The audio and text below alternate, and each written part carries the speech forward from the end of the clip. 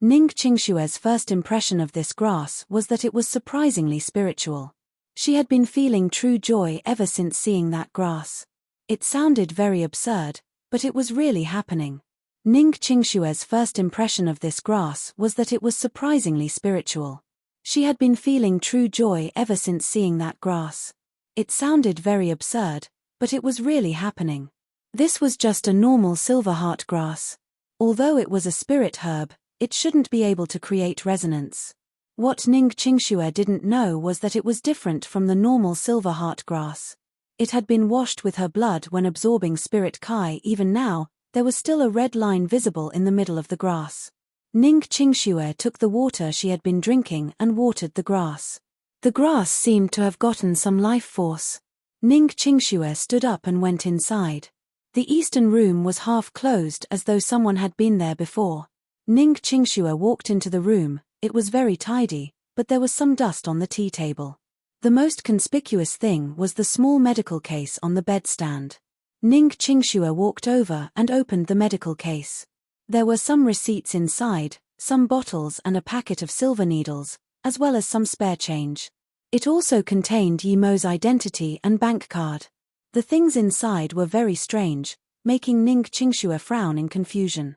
Mu Mei said that this case had been very important to her. Was it because of these things? She closed the case and walked out of the room. It seemed that Xu Wei had moved away already.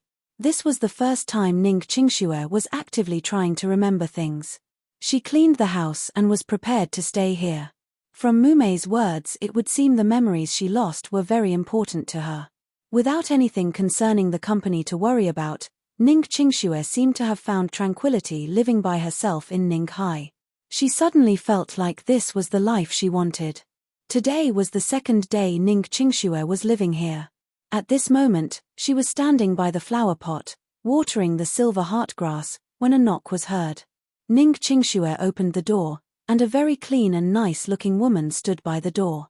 She seemed to have seen this woman before but couldn't remember who she was. "Qingxue, you're back. I thought it was Yi Mo." Su Jingwen looked at Ning Qingxue with joy and surprise. She had to say, this Ning Qingxue was getting more and more beautiful. Her unique temperament wasn't something that could be learnt.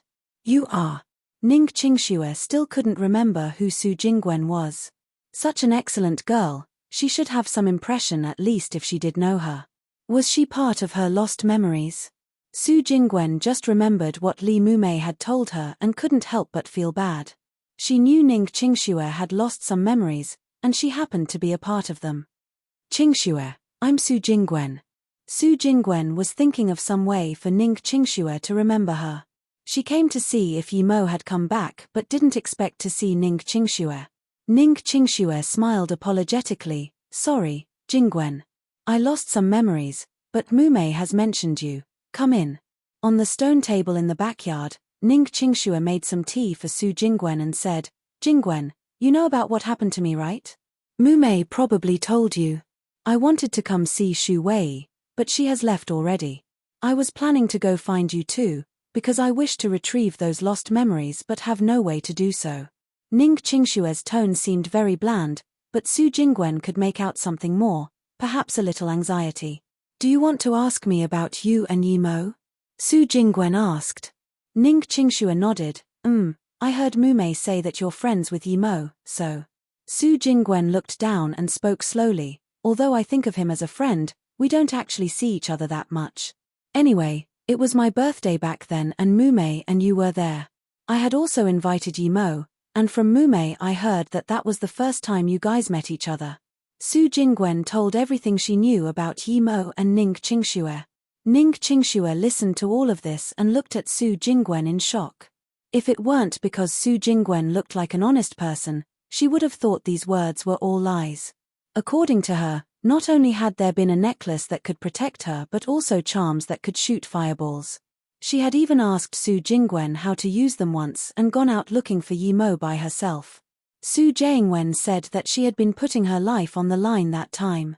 "You're saying that your bracelet was given to you by Yi Mo through me, and it also has defensive properties?" This. Ning Qingxue looked speechlessly at the pretty bracelet in Su Jingwen's hands. She did find it very pretty, but she really didn't dare believe that. Su Jingwen nodded and said, "Yes, every word I have said was true." Ning Qingxue rubbed her head. Su Jingwen looked up at the flower pot and suddenly said, "The last time when Yi Mo came, he also sat in front of that grass for a long time." Ning Qingxue didn't really understand Su Jingwen's words and didn't know where to begin asking. My mother had been lying on a bed as a vegetable for a few years, and it was his spirit cleansing charm that saved her. At the time, the person I was thankful to the most was him, but I didn't know he was Yi Mo. Later on, I realized that he was the charm master. On my birthday, he gave me this most precious gift, but I didn't cherish it properly. Now, there are only 2 beads left on it, Su Jingwen said as if to herself. Then, she looked up at Ning Qingxue and continued, "I came here today to see if Yi Mo had returned. Seeing you was a surprise. There's no need for you to doubt my words. Try hitting my wrist with a stick." Ning Qingxue subconsciously took a stick and knocked it lightly at Su Jingwen's wrist, asking hesitantly, "I knocked it, but there seems to be no effect." Su Jingwen also looked at the bracelet in confusion, thinking it was impossible. The other time, the coarse bracelet Yi Mo gave her had defensive abilities, so how could this exquisite one not have any? Looking at Ning Qingxue's increasingly suspicious gaze, Su Jingwen bit her teeth and said, "You have to use force, perhaps only then would there be an effect." Ning Qingxue shook her head and put down the stick. "No matter what, I'm grateful to you, but I rather not try. If I use force, your wrist will break." Su Jingwen saw that Ning Qingxue was doubting her words and didn't even think before using the stick to smash down on her wrist. She didn't believe the bracelet Yi Mo gave her could be fake. Because Ning Qingxue was the one to bring it to her, she hadn't worn it, but after meeting Yi Mo with him telling her to wear it, how could it be fake? If it was, then she would be too disappointed in Yi Mo. He should at least tell her. It was because she didn't believe Yi Mo would trick her that she masochistically smashed her wrist. She had this unexplainable sense of certainty. She believed in this feeling and at the same time trusted Yi Mo. It was because she had been hesitant last time that she had given 3 beads to Ning Qingxue. It was then that she made up her mind not to completely believe what others say. She had to do things based on her own feelings and perception. If she believed that Yi Mo wouldn't lie to her, then she should smash down on her wrist. "Ah!" Ning Qingxue screamed. She didn't expect Su Jingwen to be this cruel to herself. She couldn't even stop her. Peng the stick didn't hit Su Jingwen like Ning Qingxue expected, instead bouncing off and flying away into the distance from Su Jingwen's hand. Ning Qingxue looked at Su Jingwen's wrist in shock. It was perfect. She was sure that Su Jingwen wasn't faking things because she really saw a white light from the bracelet instantly flick the stick away. "It's real." After a long while, Ning Qingxue sighed. Su Jingwen looked at the wooden stick and said slowly, "I knew he wouldn't trick me." Hearing Su Jingwen's words, Ning Qingxue felt a somewhat strange feeling that she couldn't explain. She admired Su Jingwen's bracelet. "I didn't think such magical artifacts really existed. I thought those magic artifact shops were fake." Su Jingwen shook her head and said, "You're correct, even though those shops aren't completely fake, they wouldn't have bracelets like mine. Only he in this entire world can make this, no one else."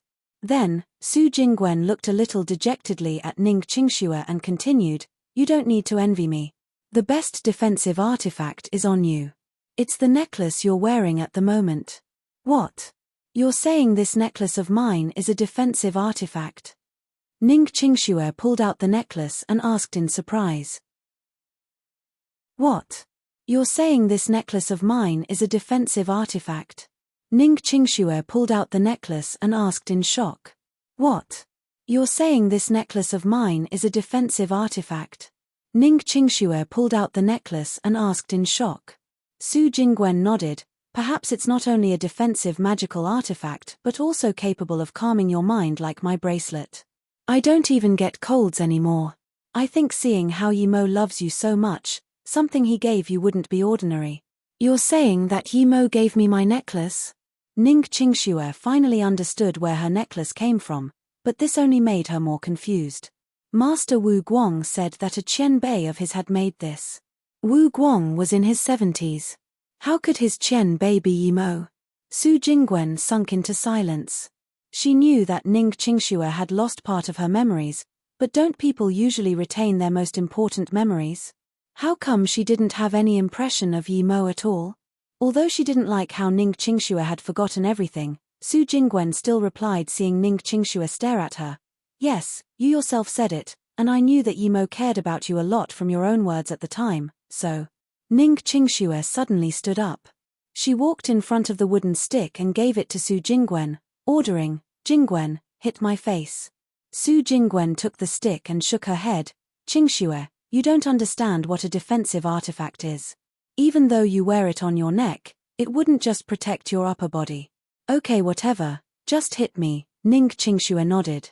She still didn't understand why she was doing this. Perhaps she didn't want Su Jingwen to beat her in trust. Su Jingwen took the stick without hesitation and smacked towards Ning Qingxue's arm. Before it could touch Ning Qingxue's arm, it was blocked by a veil of light which flicked away the wooden stick. It's true. Ning Qingxue caressed her necklace, and everything seemed to have been explained. When she just woke up, the necklace was a bit faint in color, and it took some time for it to recover its gloss. This meant the necklace could self-repair. Then, according to Li Mumei, the reason she didn't get injured seriously after the car crash was this necklace. She wondered if it was due to the necklace that she managed to wake up. Su Jingwen looked at Ning Qingxue, who was in shock and felt a little down. Although there was only her and Ning Qingxue here, she felt like she was redundant. She stood up and said, Qingxue, I'll be going back. Huh? Ning Qingxue came back to reality and quickly said, Thank you, Jingwen. How about I treat you to dinner tonight? Su Jingwen shook her head. Don't worry about it, maybe next time. I'm a bit tired today. Ning Qingxue nodded. Okay, come visit often. Sometimes it gets really boring living here by myself. I really admire your courage, smacking down on your arm like that. Su Jingwen smiled. Okay, I'll come by frequently. After which, Su Jingwen walked to the door, yet she suddenly turned around. In fact, it doesn't really have anything to do with courage. I trust him, that's why I did it. Su Jingwen was long gone when Ning Qingxue was still standing in the yard. The last words Su Jingwen had uttered kept ringing in her mind. Ning Qingxue murmured, All right, I'd really like to know what sort of person you would be in my mind if I hadn't lost my memories. Could a mere month really change the impression I had built up of you over the course of many years? How come I didn't divorce you after having finished using you? How could I disregard my own life to look for you? Would such love happen to me? Before Ning Qingxue could close the door, another girl came from outside, and she looked no less pretty than Su Jingwen. Ning Qingxue looked at the girl and felt very strange. Did she come for Yi Mo as well? Why were all these people who looked for Yi Mo women, beautiful women at that? Who are you? Tang Beiwei and Ning Qingxue asked the exact same question simultaneously. Tang Beiwei had been waiting for her brother at Serenity for more than half a year, but Yi Mo still wasn't back. She missed her brother. After all, he was all she had left in this world. Thus she came to find Yi Mo. But when she revisited this small house in Ninghai, there was no Shu Wei nor her brother. She instead saw an absurdly gorgeous woman who was even prettier than her. This made Tang Beiwei confused. I'm Ning Qingxue, who are you looking for? Ning Qingxue broke the silence. Tang Beiwei smiled. Oh, it's sister-in-law Qingxue. I am Tang Beiwei. Yi Mo is my brother. Oh, then come in and take a seat. This girl proclaimed she was the sister of Yi Mo but wasn't surnamed Yi. She knew about Yi Ling, but she had never heard that Yi Mo had another sister. After knowing that Shu Wei moved away, Tang Beiwei was disappointed. Still, in order to wait for her brother to come back, she chose to live here for the time being. Ning Qingxue didn't ask why Tang Beiwei called Yi Mo brother. Sometimes, things shouldn't be asked. She was sure Tang Beiwei wasn't Yi Mo's sister. Why make things awkward? She didn't feel that to the bone love for Yi Mo, so no matter how many pretty women came looking for Yi Mo, she would only be surprised and not angry. The both of them didn't talk much and it became apparent that there was nothing to be said after a few sentences. Tang Beiwei realized a little while later that this sister-in-law Qingxue knew almost nothing about her brother. She felt like her brother deserved more than that. Although she knew what had happened to Qingxue from her brother, how could she forget him so completely? This meant that she was a heartless woman. She wouldn't let someone like that marry her brother no matter what. Johnson brought Yi Mo to the door of Hong Martial Gang. Yi Mo looked back at Shi Kaizhen and Tong Zhu and said, "You two don't need to come, just wait for me at Mingyu Tower. I'll be back soon." Johnson brought Yi Mo to the door of Hong Martial Gang. Yi Mo looked back at Shi Kaizhen and Tong Zhu and said, "You two don't need to come, just wait for me at Mingyu Tower. I'll be back soon." Johnson looked at the 8 cars parked outside. Only he had come back out, with a lost arm at that. He had a feeling that as soon as he brings this Chinese guy to the Grey Aliens, he wouldn't be far from death. But he knew that if he didn't, he would die now. He didn't harbor any hopes for someone to save him from this demon. Seeing Johnson doubt, Yi Mo said coldly, "If you hesitate for another second, I will make you disappear immediately. I don't believe that I won't find anyone to bring me to your nest." No, I'll drive now. Johnson didn't think of it as just a threat at all. He knew Yi Mo would really kill him. Although with only one hand, Johnson drove very quickly. An hour later, the car was parked outside a private manor. Yi Mo didn't need to go in to notice that the HQ of Grey Alliance was much more pompous than Hong Martial Gang's. Even though his spirit sense had a radius of 200 meters, he could still only see but a corner of this manor. Yi Mo retrieved his spirit sense and noticed that the door was open. A small black waiter ran over and bowed to them speaking English. "Qian Bei, Jason is waiting for you. He will lead the way." Johnson knew that Yi Mo didn't understand, so he quickly translated. Yi Mo considered something and sneered. That Xu Hongsheng had big dreams but little wisdom. Yi Mo had launched a massacre in Hong Martial Gang, and the only survivor was in his hands. Nevertheless, the Grey Alliance immediately knew. There was no way there was no traitor amongst the gang members. Hong Martial Gang would be gone under his leadership sooner or later. Walking in, Yi Mo realized what it meant to be grandiose. For instance, there was a huge swimming pool. In fact, there were multiple of them.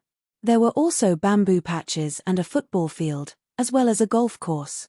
America was a magical place. A mob boss could have such wealth and even live so comfortably. Witnessing this place, Yi Mo couldn't help but admire America's way. Private property must be respected.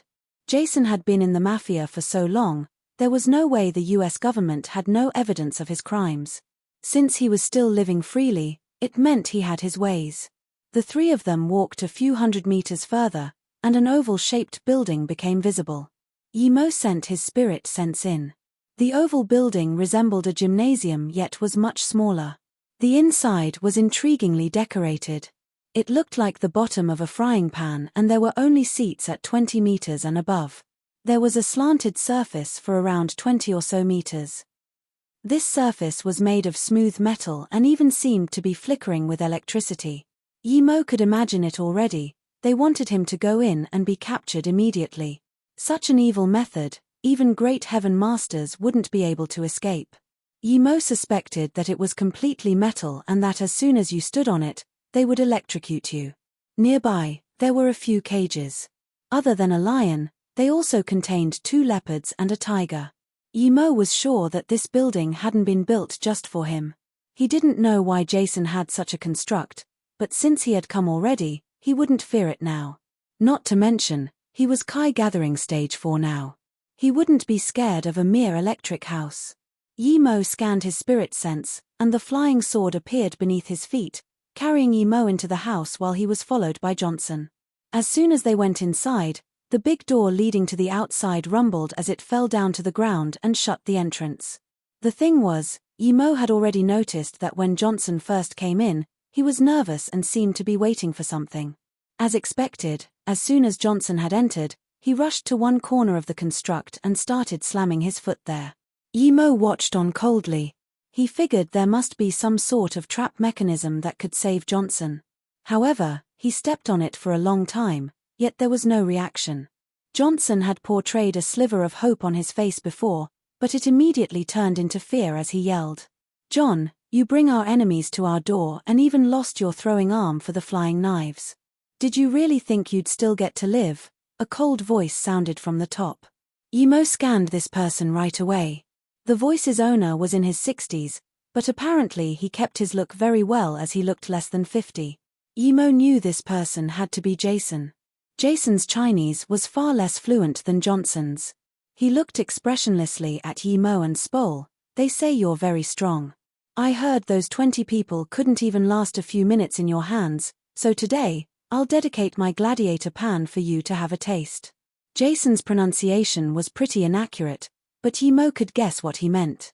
Jason clearly also knew his Chinese was bad, hence he ordered the short man beside him, explain it to Mr. Yi. That short man quickly informed, this construct is meant for people we don't like in order to fight beasts. You will be fighting beasts in the cage soon. Only by killing them can you live a little longer. We'll be watching until you die. You might be very strong, but no one dares to fight me. Those who have are all dead, regardless of who they were or what their status was. Jason's tone was very confident. Jason then looked at Yimo and shook his head. You Chinese are too full of yourselves.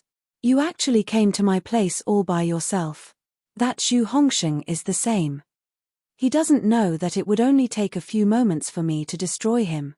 I even know how many women he sleeps with each night. He's a far cry from Peng Hanwen from all those years ago. And even Peng Han when I annihilated without using my full power. Yimo's face remained calmness itself. After Jason was done, he asked plainly, why did you destroy the Chinese gang before? Also, do you know where Sister Yang is at? Jason laughed. You have a lot of questions for someone who's about to die, but I like your personality. Me starting a war with another gang over a woman, Peng Hanwen's brain must be dead to think that. As for that Sister Yang, I'll tell you. I just saw her profile from afar. I never knew how she looked, and I still don't know. Then, Jason spoke contemptuously to Yimo. Okay, the game begins now. As expected. Yimo knew his guess would be right. Jason didn't start a war with the Chinese gang over Sister Yang. It was for some other reason. Perhaps he wanted to consume the Chinese gang. Yimo's spirit sense scanned the short man's face and saw him have a strange expression. Something like regret and longing. Yimo thought and asked again, before the game starts, I have another question to ask. Jason took out a remote controller and pointed at Yimo. Seeing how you're about to give me a fascinating show, I'll allow you to ask one more question. Okay, who is the guy helping you translate? Yimo pointed at the short man. Jason laughingly answered, my advisor, he came from the Chinese gang. Suo Ren, you must be that guy who betrayed the Chinese gang before, right? Yimo's tone was full of killing intent. Suo Ren's face changed. Although some people had guessed before that he was the person who had betrayed the Chinese gang, those people were dead now. Besides, he'd been staying inside and keeping a low profile recently. Even then this Yi guy could guess his identity. Jason laughed bleakly and pressed down on the controller. A few of the metal cages opened and the starved lion, leopard, and tiger rushed out, charging towards Yimo and Johnson. Jason laughed bleakly and pressed down on the controller. A few of the metal cages opened and the starved lion, leopard, and tiger rushed out, charging towards Yimo and Johnson. Jason saw Yimo whip the leopard away with one kick and yelled, open fire and break that Chinese man's leg. Around 100 people fired simultaneously, all focusing on the same spot. There were sparks all over, yet Yimo was nowhere to be seen. At this moment, Yimo jumped up to where the people were standing and incapacitated their meridians with rapid speed before throwing them down below. Yimo was very fast. After running one circle, he had thrown the 100 or so people down onto the fighting ring. Only then did Jason react. He immediately realized that this Yi guy was far more powerful than he had expected. This gladiator ring couldn't trap him at all. Howls of pain sounded in the gladiator ring mixed with the roaring of beasts, making people shiver. The only thought in Jason's head was to leave this place as soon as possible. Suo Ren was faster than him, but as soon as the two stood up, they saw Yimo standing in front of them. Mr. Yi. Jason wanted to say something, but he didn't know what to say. The reason he could live so well until today was because he never exposed himself to danger. Today, however, even though he thought he had prepared for everything, he had miscalculated. This man has exceeded the limits of humans. Who could jump 20 meters high and throw his men into the gladiator ring in such a short time? If he got another chance, he would rather abandon his beautiful manor and leave as far as he could, rather than face Yi Mo. This person wasn't a human, he was the devil. You are Jason? Yi Mo looked at this man who had reigned over San Francisco all these years. He didn't expect he would be so scared facing death head-on.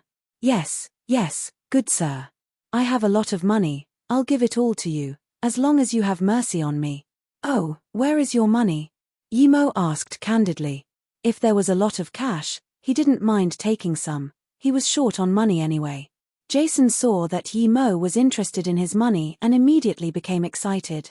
He ordered Suo Ren hurriedly, quickly explained to Mr. Yi. Suo Ren raised his pale face and said slowly, Jason's money is all in stocks.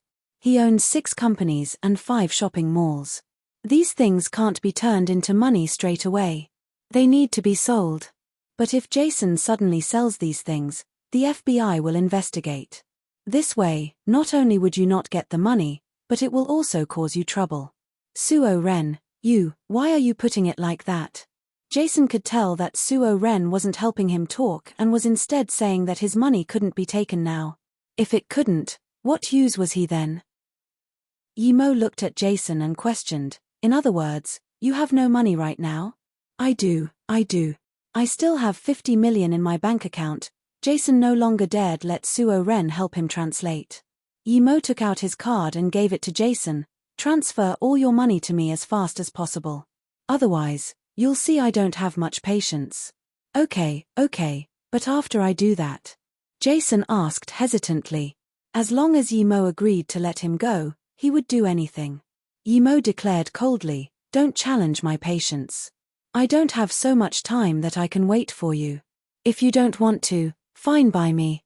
I'll just toss you down. I'll do it. Jason didn't dare say anything more. He took out his phone and started making transactions. Just looking at the bloodbath down there shook his mind. Those gang members couldn't crawl up and were being torn apart by the beasts. Suo Ren looked at Jason who was rushing to make the transaction. There was ridicule on his pale face. He knew that even if Jason made the transaction, Yi Mo wouldn't let him go. He could already see the sharp killing intent in Yi Mo's eyes. But in the depth of his heart, he was also shocked. He had witnessed many masters, but it was the first time he met someone of Yi Mo's caliber. He saw with his own eyes how Yi Mo flew up. That moment, he at first thought he had seen wrongly. If it had been someone else, he would have thought of many ways to run, but in front of Yi Mo, he felt helpless. This young man was too scary.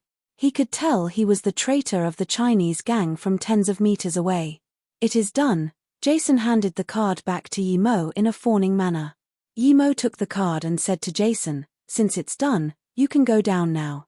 No, how can you not? Jason was kicked down amidst the bloody bodies by Yi Mo. He still couldn't understand even at the moment of his death.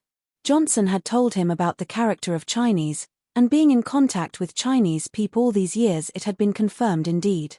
Usually, as long as he appeared subdued and respectful to Chinese people, they would be soft. And when he gave them everything he could, they would let him go. But the reality now was exactly the opposite. He only had one thought of regret. Why on earth did he build this gladiator ring?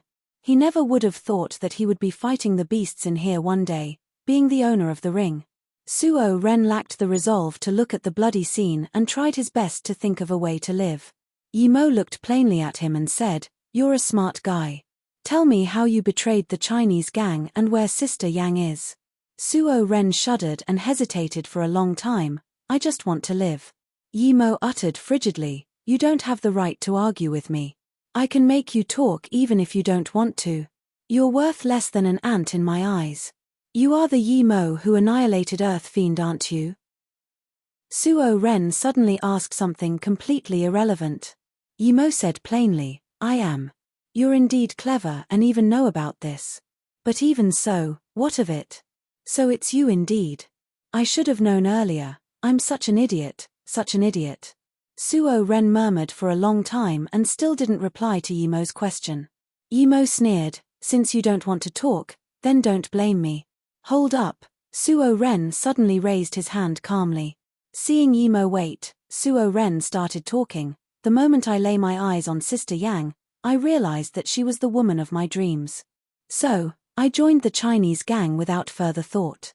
For more than 10 years, I did everything for the Chinese gang without hesitation, all for Sister Yang. If things had just continued like that, perhaps nothing would have happened. But one day, I really couldn't bear with the longing for her. I confessed to her. Suo Ren stopped as though reminiscing on past memories, then he shook his head before continuing. What I hadn't expected, however, was that the gang leader Peng Hanwen would hear it. He used the 3 knives and 6 holes torture on me without hesitation, saying that I shouldn't have dared harass Sister Yang. I knew that Sister Yang was the gang leader's goddess. No one was allowed to get close to her. Having said that much, Suo Ren pulled up his pants to show 6 scars on his leg. That torture made me lose all hope for the Chinese gang. I betrayed the gang and sided with the Grey Alliance, helping them scheme. My only demand was for Jason to give Sister Yang to me. There was longing and a sliver of madness in Suo Ren's eyes. But, afterwards, I couldn't find Sister Yang. I don't know where she went. Although I suspect that Sister Yang was killed by Jason, I have no evidence at all. Ever since, I've been living my life in pain. Not because I betrayed the Chinese gang, but because I brought harm to Sister Yang. Then, he went silent. What reason could Jason have to kill Sister Yang? Yimo asked. Suo Ren answered dejectedly, I suspect Jason wanted me to settle and scheme for the Grey Alliance without any distraction. Of course, this is only my guess. Yimo looked coldly at Suo Ren. Since you can't provide better info, you can go down and accompany your boss. Thus, Yimo grabbed Suo Ren and was going to fling him down. Suo Ren quickly screamed, Yimo, you can't kill me dash. Yimo looked coldly at Suo Ren, why can't I kill you? Yimo looked coldly at Suo Ren, why can't I kill you? Suo Ren quickly said, your mother-in-law is in my hands now. If you kill me, your mother-in-law will be dead for sure. Yimo frowned. Although he was sure that there couldn't be such a coincidence, Ning Zhongfei did indeed come to San Francisco a few days ago. What if this was true? He let Suo Ren down and asked coldly, where is she? I can tell you right away, but you have to ensure my safety, Suo Ren said without hesitation. He knew this was his only chance at staying alive. Then there's no need, Yimo pointed at Suo Ren's forehead. He wouldn't negotiate with someone like that. There were too many ways to make him tell the truth. Suo Ren seemed as if he'd lost focus as Yimo interrogated, tell me everything you know about my mother-in-law. Suo Ren answered expressionlessly, Ning Zhongfei and Lan Yu represented Feiyu Corporation wanting to cooperate with CKG Corporation in the US. I have a friend at CKG and thus knew about it. Your name in China was just too big, so I started to investigate you, but before I could finish, you came. But I do know that Ning Qingxue is your wife and hence that Lan Yu is your mother-in-law. Yimo frowned, where is Lan Yu now? Suo Ren replied, I don't know. I just heard that they already left CGK. I don't know anything about her, I just said that to save my life. Then in that case, get the fuck down there. Yimo threw Suo Ren down. He couldn't help but applaud this shorty for his quick thinking. Suo Ren woke up in the middle of the air. Facing the bloody scene, there was a look of desperation in his eyes. Yimo scanned with his spirit sense, all of the gang members here had been killed. The rest were some servants. It didn't matter if they lived. He had earned big this time. He annihilated the Grey Alliance and earned a big load of cash. Even if there were still some remaining members of the Grey Alliance, they wouldn't be able to cause much trouble. Besides, with all the people the Grey Alliance had offended all these years, perhaps as soon as after his departure, they would come looking for vengeance. Even that Zhu guy from Hong Martial Gang would come, much less other people. Yimo shot tens of fireballs down below and turned this gladiator ring into a sea of fire before leaving. It seemed that if he wanted to find Sister Yang, he would have to pay a visit to the Vietnamese gang who had found the bracelet. But that guy who got the bracelet had already been killed by Tong Zhu. That was one lead less. Although he was sure that Lan Yu would be okay, she was still his mother-in-law. Since she was still in San Francisco and was tracked by Suo Ren, he should go find out her whereabouts. Gang activity had been quite prevalent recently in these areas. It wouldn't be good if she fell in their hands. Although this probability was small, what's wrong with checking it out for safety's sake? When Yimo returned to Mingyu Tower, Shi Kaizhen and Tongzhu were worriedly waiting. Although Yimo hadn't left that long with Johnson, the Grey Alliance have made a name for themselves in Chinatown that they weren't to be messed with. If something happened to their new big brother, they would be gone for sure. Seeing Yimo come in, they finally felt relieved. He knew that Shi Kaizhen followed Yimo now and thus also showed respect to Yimo. At the top floor, Yimo called Shi Kaizhen and Tongzhu over and asked, "The Grey Alliance is over, you don't need to worry about it. Now, I want to ask, do you know about a business called CGK, a pharmaceutical corporation?" Shi Kaizhen and Tongzhu knew that since Yimo came back, it meant that Grey Alliance was a thing of the past, but they were still shocked when they heard it really was so. Shi Kaizhen replied, "Yes, I know this company. It's a moderately sized pharmaceutical company in San Francisco. Their main activity is at the eastern suburbs, but their office building is in the most developed inner city." Yimo nodded and said, "Someone I know called Lan Yu was doing business negotiations with them not long ago and didn't seem to make any progress. Go and see where she is now.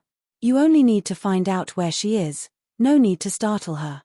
After that, Yimo walked into the busy Chinatown streets again. Almost all the TVs in bars and entertainment centers were playing the news about a UFO invading the States. All the citizens of America had to be vigilant. If they were to find any relevant information, they should call the police. He had only been walking around for 1 hour when Shi Kaizhen called saying that he needed to report in and was waiting for him at Mingyu Tower. When Yimo came back, both Shi Kaizhen and Tongzhu had returned. Furthermore, they had brought 2 people. One was a Chinese less than 30 years old, his eyes full of spirit and ferocity, with a faint killing kai on him. One could easily see he was no simple character, however his power was a bit low, only yellow-level primary stage at most. The other was a white man of medium build, his eyes looking around very rapidly. Yet what was different about him was that he was tied up. "Brother Yi, this is the leader of the Tang Gang, Wen Yueji. He heard that Big Brother was looking for Lan Yu and tied up Fred here, bringing him over," Shi Kaizhen quickly explained. Yimo looked at Wen Yueji in confusion. He was looking for news of Lan Yu. Why did this guy deliver a tied-up foreigner to him? When Yueji saw Yimo look over and quickly bowed with his fist, "Yi Qianbei, I've heard of your big name but hadn't been fortunate enough to see you until today. Now that I got this chance to meet Qianbei, please allow me to follow you like Shi Kaizhen." Yimo frowned, "I won't be staying here, why would you follow me?" When Yueji immediately said resolutely, "If Qianbei is going back to China, I'm willing to accompany Qianbei. If Qianbei wishes for me to stay and conquer turf here, I'm willing to stay too." Yimo looked coldly at Wen Yueji and said, "You're quite calculating. You know that I'm not interested in a small place like this, so you want to use me to climb higher up. Do you know that I only need to raise my hand and you'll be dead?" Wen Yueji's forehead started sweating. He immediately said, "Wen Bei's words are all truthful. It's because I've sworn that if someone could kill Jason, I would be willing to be that person's servant for life. Qianbei killed Jason, so I wish to be loyal to you. From now on, I am changing my name to Peng Yueji." Yimo suddenly asked, "Who is Peng Wenhan to you?" Peng Yueji laughed bitterly, "I'm his only son. When my father formed the Chinese gang, I was only a few years old. Father was afraid that the gang would affect mother, my little sister and me, so he sent us to another city. Although I don't know if father had any other reasons, this is a fact for sure. More than 10 years ago, I was playing hide and seek with my sister at night. I hid in a big closet, but because my sister didn't find me for a long time, I fell asleep in the closet. When I woke up, I found my mother and sister as well as the maid all bathed in a pool of blood." Yimo sighed, "Sit down and talk." Peng Yueji nodded and continued, "I soon realized that our enemies were closeby. There was nothing taken from the house, so in the end I didn't call the police. I knew that even if I did, my family wouldn't come back alive. I wanted revenge. I was aware that my dad was in Chinatown, so I rushed there. When I arrived, I immediately understood everything. My father's older brother from the gang saved me and helped me establish the Tang gang. The only cause of our gang was to kill Jason and destroy the Grey Alliance to get revenge. Peng Yueji took a long sigh after this and spoke slowly with his eyes on Yimo. A lot of the brothers at the Hong Martial gang originate from the Chinese gang. So I quickly found out what Qian Bei did. When Qian Bei went to the Grey Alliance, I was very excited and kept sending people to watch out for news. Soon, I got the news that the Grey Alliance was annihilated. I wanted to find Qian Bei and give my thanks. Without Qian Bei, I would never have been able to get revenge in my entire life. Afterwards, Peng Yueji was going to kneel, but Yimo stopped him. He pointed at the white man and asked, "What about him?" Peng Yueji immediately explained, "Qian Bei, Fred is CGK's main representative in their negotiation with Feiyu Corporation. If something happened to Lan Yu, it must be due to him, so I tied him up." Peng Yueji immediately explained, "Qian Bei, Fred is CGK's main representative in their negotiation with Feiyu Corporation. If something happened to Lan Yu, it must be due to him, so I tied him up." Yimo was almost speechless. Who said something happened to Lan Yu? I just wanted to figure out where she was at the moment. I never said anything happened to her. Peng Yueji saw that he had misunderstood Yimo and was greatly worried. He said, "Yi Qian Bei, Fred is the most infamous human trafficker in San Francisco. He looks glamorous on the outside, sales manager of a big company, but secretly he commits all sorts of crimes. Normal people don't know about these things, but in the mafia everyone knows about it. Because Suo Ren of Grey Alliance was his supporting pillar, he still roams free." Yimo suddenly realized something. So this was the friend Suo Ren had in CGK he was talking about. Had he really dared do something to Lan Yu? Thinking about it, Yimo's face sunk, and he asked coldly, "I don't know if something happened to Lan Yu. Gang leader Peng, ask this person for me. Does he know the whereabouts of Lan Yu? If he really had the guts to do something to Lan Yu, I will kill him right now. Yes, if Qian Bei doesn't mind, just call me Yuji. Don't call me gang leader," Peng Yueji humbly stated. Yimo nodded. "All right, then you can be the same as Zhu Zi and Shi Kai-jen." Hearing Yimo agree to his request, Peng Yueji made up his mind to not disappoint Yimo. He turned to talk to Fred and used one threat after another. Fred might have done human trafficking, he still couldn't stand the threats and yells of Peng Yueji. Soon, he told everything. Hearing Peng Yueji's explanation, Yimo was speechless. Although Fred was a human trafficker, it's not like he sold everyone. He had to make sure they were safe to traffic. Lan Yu wasn't safe, so he didn't intend to do anything to her. Instead it was Lan Yu who found him. When Ning Zhongfei was leaving America, Lan Yu met up with Fred once again. She took out a card with $100,000 and wanted to bribe him. How could Fred not take the money that was given to him? He took the card immediately and promised to introduce Lan Yu to a new company and told her not to worry. Fred wasn't planning on doing anything to her and was really going to introduce her to a small company and just finish things up. But at this moment, CGK heard that Feiyu got the spot for Asia and immediately wanted to renegotiate with Feiyu. This was Fred's job, so Fred got really worried. If this deal was exposed, he would be screwed over for sure. As long as Lan Yu knew that her company was chosen, this deal would get exposed. At that time, not only would Fred lose his job, he could also face jail time. Therefore, Fred could only lock Lan Yu up. At this moment, Ning Zhongfei happened to call. Fred forced Lan Yu to report that she was safe and took her phone. At this step, Fred was planning to sell Lan Yu after all, so he called an organization called 5 States and sold Lan Yu to them. Having listened to all this, Yimo's voice went cold. He looked frostily at Fred. "Where is this 5 States? After Peng Yueji had asked the details of where to meet the 5 States and where their HQ was, Yimo threw a fireball without hesitation. This was the first time Yimo had used a fireball in front of them. Even Shi Kai-jen and Tong Zhu were shocked, much less Peng Yueji who saw Yimo for the first time. At this moment, they realized that they were far from knowing Yimo. They had only witnessed a part of Yimo's power. No one had been able to force him to show his true power yet. I'm going to 5 states immediately. Kaijin and Zhu, stay with Yueji first. Yi Mo was very uncomfortable thinking that a human trafficking organization had taken Lan Yu. Lan Yu hadn't been through much hardship up until now. She was living in a spacious, grandiose room. There were even a few maids serving her. She was really confused. She understood, of course, that she had been tricked by Fred. Although she didn't comprehend why she was being served like this as someone who had been sold, Lan Yu knew her situation wasn't good. She regretted her naivety. It had always been her husband doing the business trips, and only when her daughter got old did she also help. It was only after moving to Yu State that she learnt how hard it was doing business. Seeing their company gradually decline under the will of Yuan Bei, she was also very desperate. This time she had come to America to seek cooperation with CGK but was rejected without hesitation. She didn't expect the person whom she bribed to be so greedy and even sell her. If it wasn't that when some black person was about to violate her, she told them she was the CEO of Fei Yu, she would have been raped already. Lan Yu felt something was very odd. After she said that, someone kicked that black man away and even killed the man. Lan Yu hadn't witnessed the bloody scene, but she still felt gratitude to that person who helped her.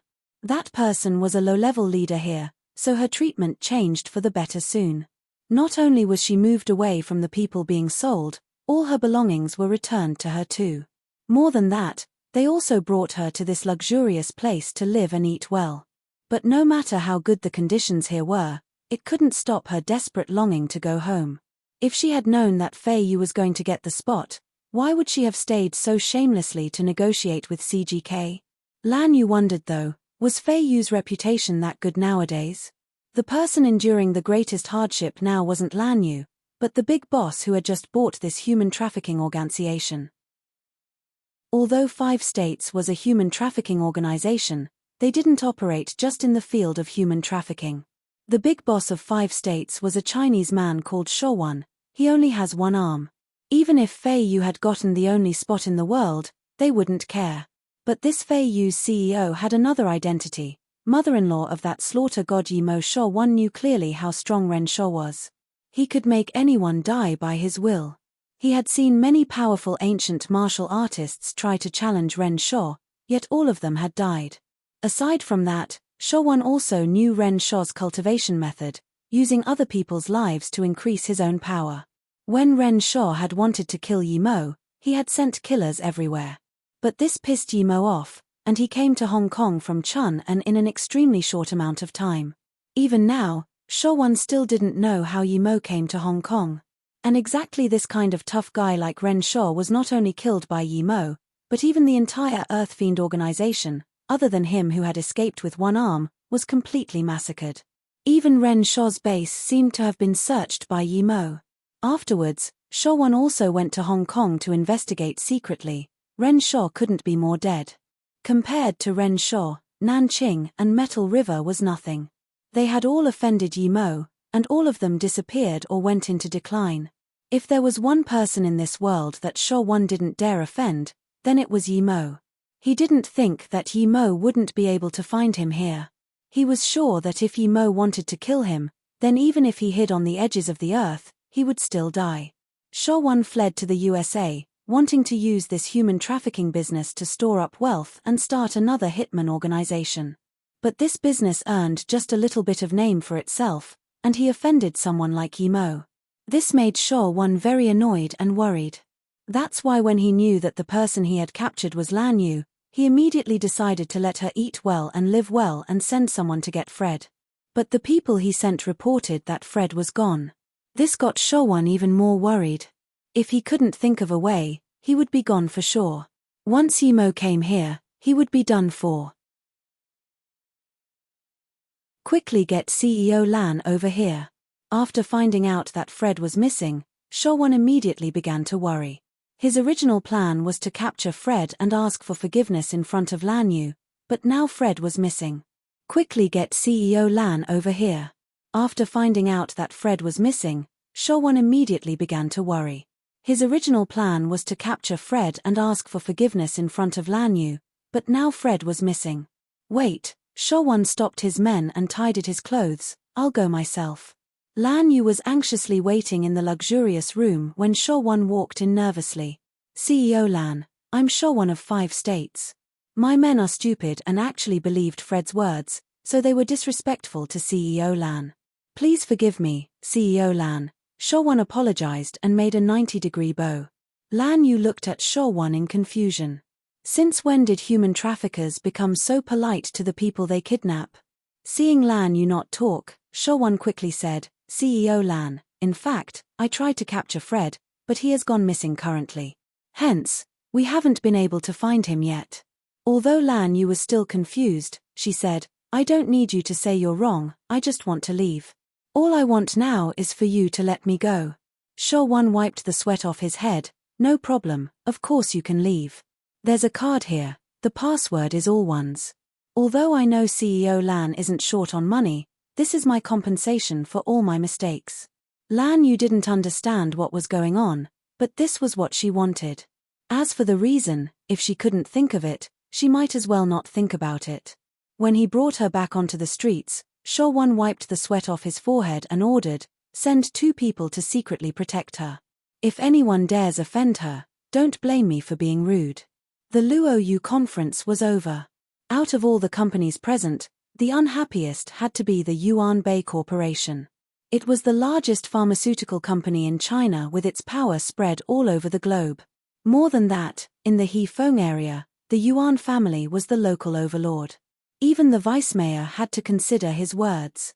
But today, the young CEO of Yuan Bei Corporation was slapped in the face by Luoyu's CEO Yu in front of a few hundred corporations from all over the world and had been escorted out of the place.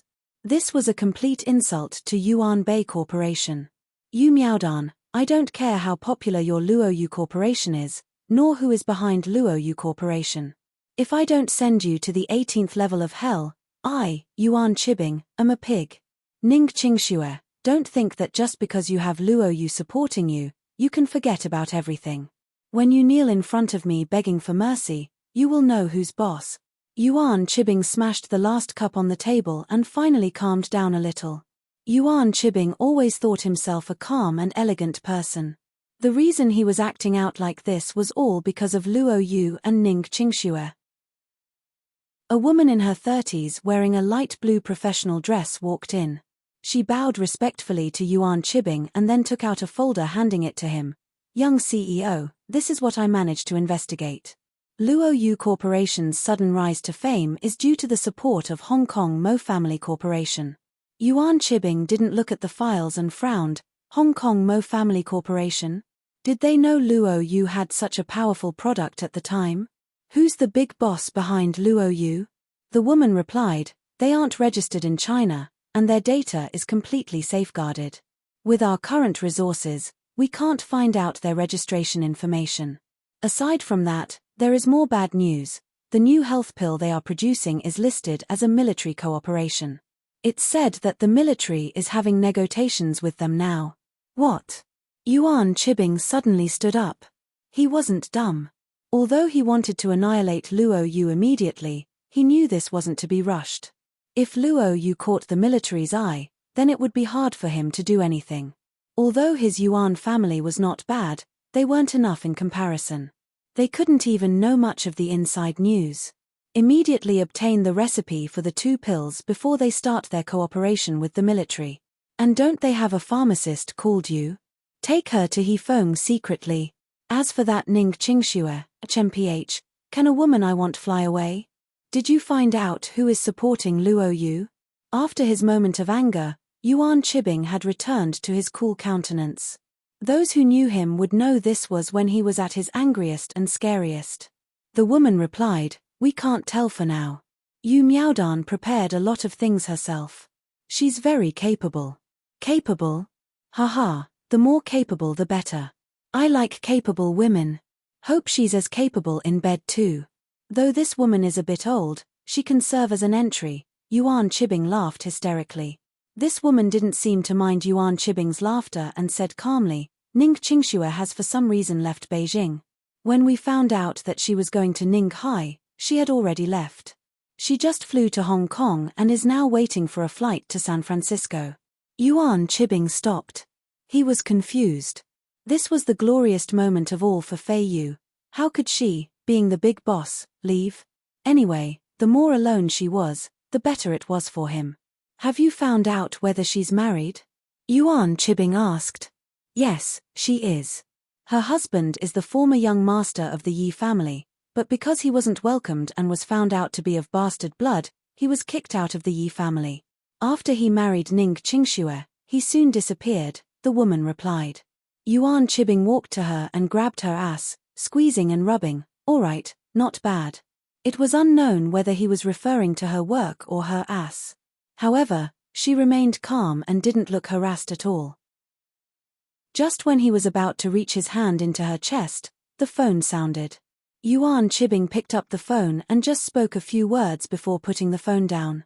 He said to the woman, "Go out first." Yes. She walked out of his office calmly and without even tidying up her clothes. Seeing this woman walk out, Yuan Chibing called again, yet this time, his voice became cold and calculated. If someone heard him now, they wouldn't connect him to the Yuan Chibing who sounded infuriated and threw things around. "Uncle Ping, what did my dad say?" There were no more emotions in his voice. A clear and deep voice sounded, "Young CEO, the CEO is here. I'll hand the phone to him." Soon afterwards, a voice that sounded a little old could be heard, "Binger, I know about what has happened. Those Luo Yu guys are indeed very cocky, but before we act we need to investigate things clearly. Our number one rule of the family is to do things carefully, and take revenge swiftly. We try not to offend people, but once we do, we need to beat them to death. We can't give them any chances of survival." "Yes, Dad. I've already investigated them. They don't have that big of a support. I just received news that Ning Qingxue is preparing to go to San Francisco in 2 hours." Not only did he sound slower and more respectful, his tone itself was full of reason. But don't underestimate that husband of Ning Qingxue's. Although he has gone missing, from what the Song family members said, this Yi Mo doesn't seem to be simple. The leader of the Song family, Song Chiming, has ordered the Song family members not to offend Yi Mo. I don't know if this is related to the Yi family, but since there was such an order, you need to be careful of that Yi Mo. Yuan Chibing replied, "I know, however the Song family and Yi family were never as strong as they claimed to be. Their opponents didn't even do anything, yet they started to decline. The Song family was even kicked out of Beijing." There was silence on the phone. Afterwards, the old voice sounded again, "Binger, although Yuan family started as a business family and is now the largest pharmaceutical company in China, our power is far less than that of those great families of China.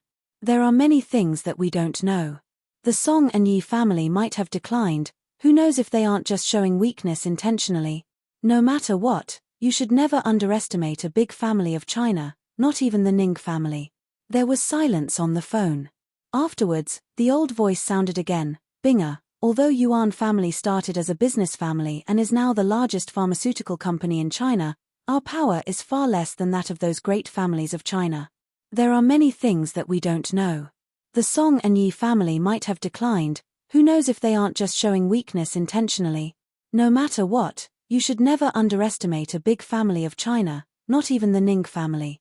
"Dad, then this time, should I?" Yuan Chibing's tone went a little despondent but still respectful. "Haha, although our Yuan family can't compare with those big families, we can't be bullied by any small fishes either. If that Yi Mo hadn't disappeared, perhaps we would have to be concerned of the Yi family. But now, there's only a Ning Zhongfei who left the Ning family and a recent startup company. That's not enough to ride on our heads." Finally, some joy could be noticed in Yuan Chibing's tone. "Dad, you mean? I've already arranged people to handle things in Flowing Snake. You just stay in Beijing for now and make some friends with those big families' members. As for that Ning Qingxue, don't worry, I will send people to board the same plane as her." Lan Yu walked onto the streets, sure that she was free indeed. She could even go to the police right away. But, of course she wouldn't do that, because this was America and not China. The first thing she did was to find a public phone to call her husband. Hearing that Lan Yu was fine, Ning Zhongfei was very excited. He told Lan Yu to come back and at the same time cancelled his plans to go to America. Lan Yu was scared that her husband would be worried, thus she didn't tell him that she had been kidnapped and just said she'd lost her phone. Ning Zhongfei then wanted to call his daughter, but her phone was turned off. Ning Zhongfei guessed that she might have gone to the US. She was probably still on the plane. After his men told him that Lan Yu had called home to say she was safe, Shouwan finally calmed down a little. If Yimo knew that Lan Yu was safe, he wouldn't come to the US. If he didn't come to the US, he wouldn't find him. Just when Shouwan had settled down, his men reported to say that the gang leader of the Tang Gang, Peng Yueji, was here. Shouwan was only afraid of Yimo, he wasn't afraid of anyone else, not even Jason. Although he was far from as strong as Jason, Jason couldn't kill him. If Jason pissed him off, he just might be the one to kill Jason first. However, Peng Yueji was still the leader of a gang. He couldn't just not see him. Compared to the gangs in Chinatown, his organization was more obscure.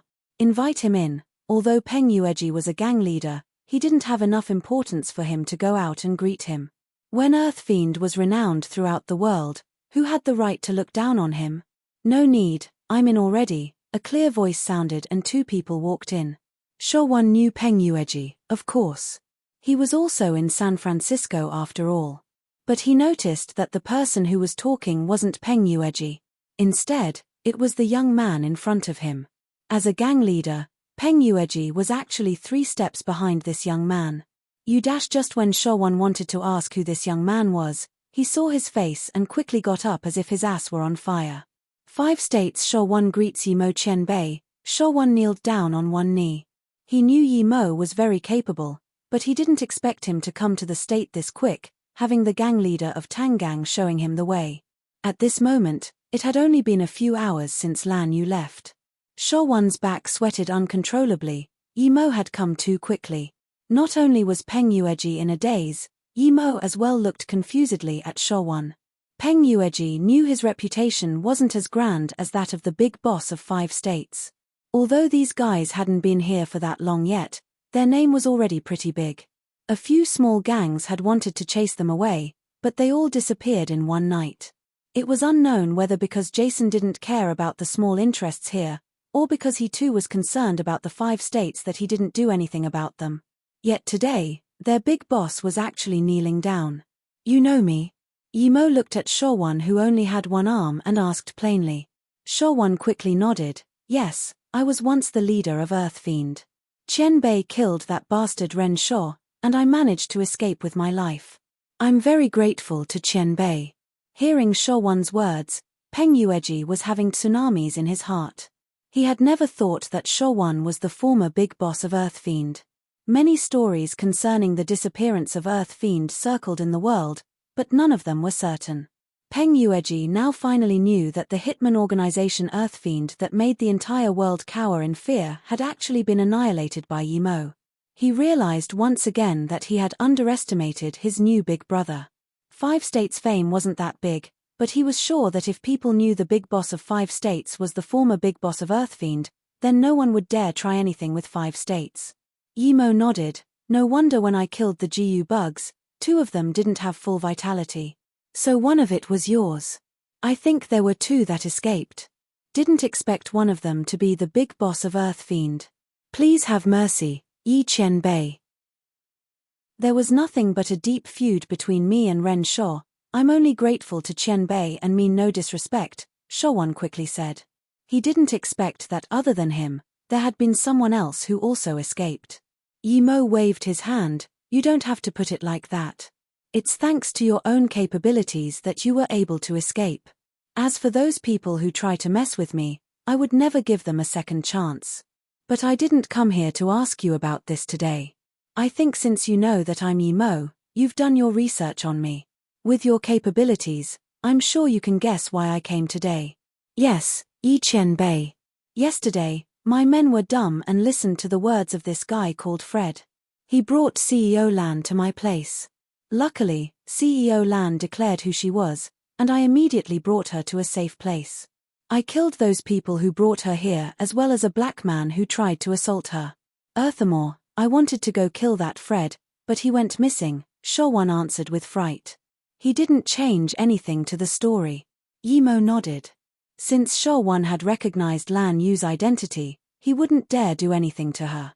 Seeing Yimo nod, Showon finally felt a little relieved and continued, "A few hours ago, I already sent her away and ordered 2 men to secretly protect her. I believe she's at the airport now." At this moment, Yimo's phone sounded, and he picked up. It was Shi Kai-jen, saying that he had seen Lan Yu at the airport, and she didn't appear harmed. Yimo hung up and said to Showon, "Stand up. You did well, I owe you one." Showon stood up in surprise and joy. He wouldn't have expected Yimo to be so easy to talk to. Not only did he not use this chance to punish him, he also willingly said he owed him one. Yimo's favor was no ordinary thing. Thinking about this, Showon said excitedly, "Yi Qianbei, this is what I am supposed to do, you're being too polite." Yimo waved his hand, "No need, I can help you do one thing within my ability in the future. For now, I'll be going." Qianbei, Wnbei would like to dare ask Qianbei to stay for dinner. Showon knew this chance was rare and quickly uttered. Yimo said plainly, "I don't like being around human trafficking." Then, Yimo left along with Peng Yueji. In San Francisco, although the Vietnamese gang wasn't the #1 most ancient gang, it was definitely one of the older gangs, possessing great power. In San Francisco, although the Vietnamese gang wasn't the #1 most ancient gang, it was definitely one of the older gangs, possessing great power. When the Chinese gang had been at its prime, the Vietnamese gang was barely able to survive. After the Chinese gang was annihilated, the Vietnamese gang and mountain gang took over large amounts of territory and developed rapidly. Until today, where the Vietnamese gang had become the second largest gang. Zhu Hongsheng, who had great aspirations but low capabilities, was leading his Hong martial gang on a path of decline. They were far from comparable to the Vietnamese gang, and the Tang gang, with restricted land and wealth, was even worse. The leader of the Vietnamese gang was called Jin Jiaonan. He had been a high-ranking officer in the Vietnamese military, but because of his insubordination and the killing of his superior's beloved woman, he became a wanted criminal. Thus, he fled to America and established the Vietnamese gang. Jin Jiaonan wasn't someone Zhu Hongsheng could compare with. He had gotten the news of Yi Mo charging into the Hong martial gang's base and massacring the Grey Alliance. Now that Jin Jiaonan also knew that the Grey Alliance had been annihilated, he guessed that Yi Mo's next stop would be his Vietnamese gang, for no other reason than because Yi Mo wanted to find out Sister Yang's whereabouts. And that bracelet had been robbed precisely from the Vietnamese gang. Even though Jin Jiaonan believed that the Vietnamese gang wouldn't lose to anyone in Chinatown, he wasn't so cocky as to think he could annihilate the Grey Alliance. So, when he heard that Yi Mo had done so, Jin Jiaonan's face turned very bad. He was sure it wouldn't be long before Yi Mo came to their HQ. What do you think? Jin Jiaonan really wished to retreat, but he didn't want to leave the empire he had here. Also, subconsciously he thought that the reason Yi Mo had managed to annihilate the Grey Alliance had to of course be related to his power, but also for a major part because Jason must have underestimated Yi Mo. If he was prepared, and bombarded Yi Mo with heavy firepower the moment he arrived, Jin Jiaonan believed that Yi Mo would have no way to escape. Shi's full name was Li Erxi. He had come from Vietnam to San Francisco together with Jin Jiaonan and had helped him build the gang. It could be said he was Jin Jiaonan's strongest help. Li Erxi mused a bit before saying, "We don't know this Yi Mo very well, but he was capable of easily killing the more than 20 people Johnson had brought and subjugated Johnson with ease. It's clear that he's really powerful. Whether or not it had anything to do with Jason underestimating him, we need to deal with him very carefully. But just as you said, no matter how strong he is, if we surround Yi Mo and spray bullets all over him, how can he live?" "Erxi, you mean that we should fight?" Jin Jiaonan's eyebrows raised. He was of the same opinion but just felt something wasn't right, hence he had asked Li Erxi. Li Erxi nodded seriously and said, "I have 2 suggestions. 1, we immediately leave San Francisco as far away as we can. Since we can't understand Yi Mo, we can avoid him. 2, we simply kill him. Once he enters our trap, we concentrate our fire and just kill him. No matter how strong he is, he can't avoid that much firepower unless he can fly. Jin Jiaonan heard Li Erx's words and clenched his fists, punched in the air. Let's do it. I refuse to believe that he can fly. We've been building what we have in San Francisco for decades. I really can't just let it go like that. Erxi, gather up all the brothers in the gang and let's do this. At this moment, in a simple room in the HQ of Tang Gang, Yimo sat at the top with Peng Yueji, Shi Kaizhen and Tongzhu on the side. Brother Yi, do we go to Jin Jiaonan's base now? Shi Kaizhen had known Yimo for the longest, so he just asked. Yimo shook his head. If after this we all left, then it would be fine to go up to their door right now. However, after this you guys will be staying for the moment, so it wouldn't be good to charge up to their doors immediately. Yueji, what do you think? Peng Yueji bowed before replying. Brother Yi, I think we should attack at night. Tonight, there's a clash between Mountain Gang and Hong Martial Gang. If we wait until night to annihilate the Vietnamese gang, then it'll be unlikely for anyone to intervene. And after the two gangs clash and we eradicate the Vietnamese gang, then our Tang Gang will be able to grow rapidly here. Yimo nodded.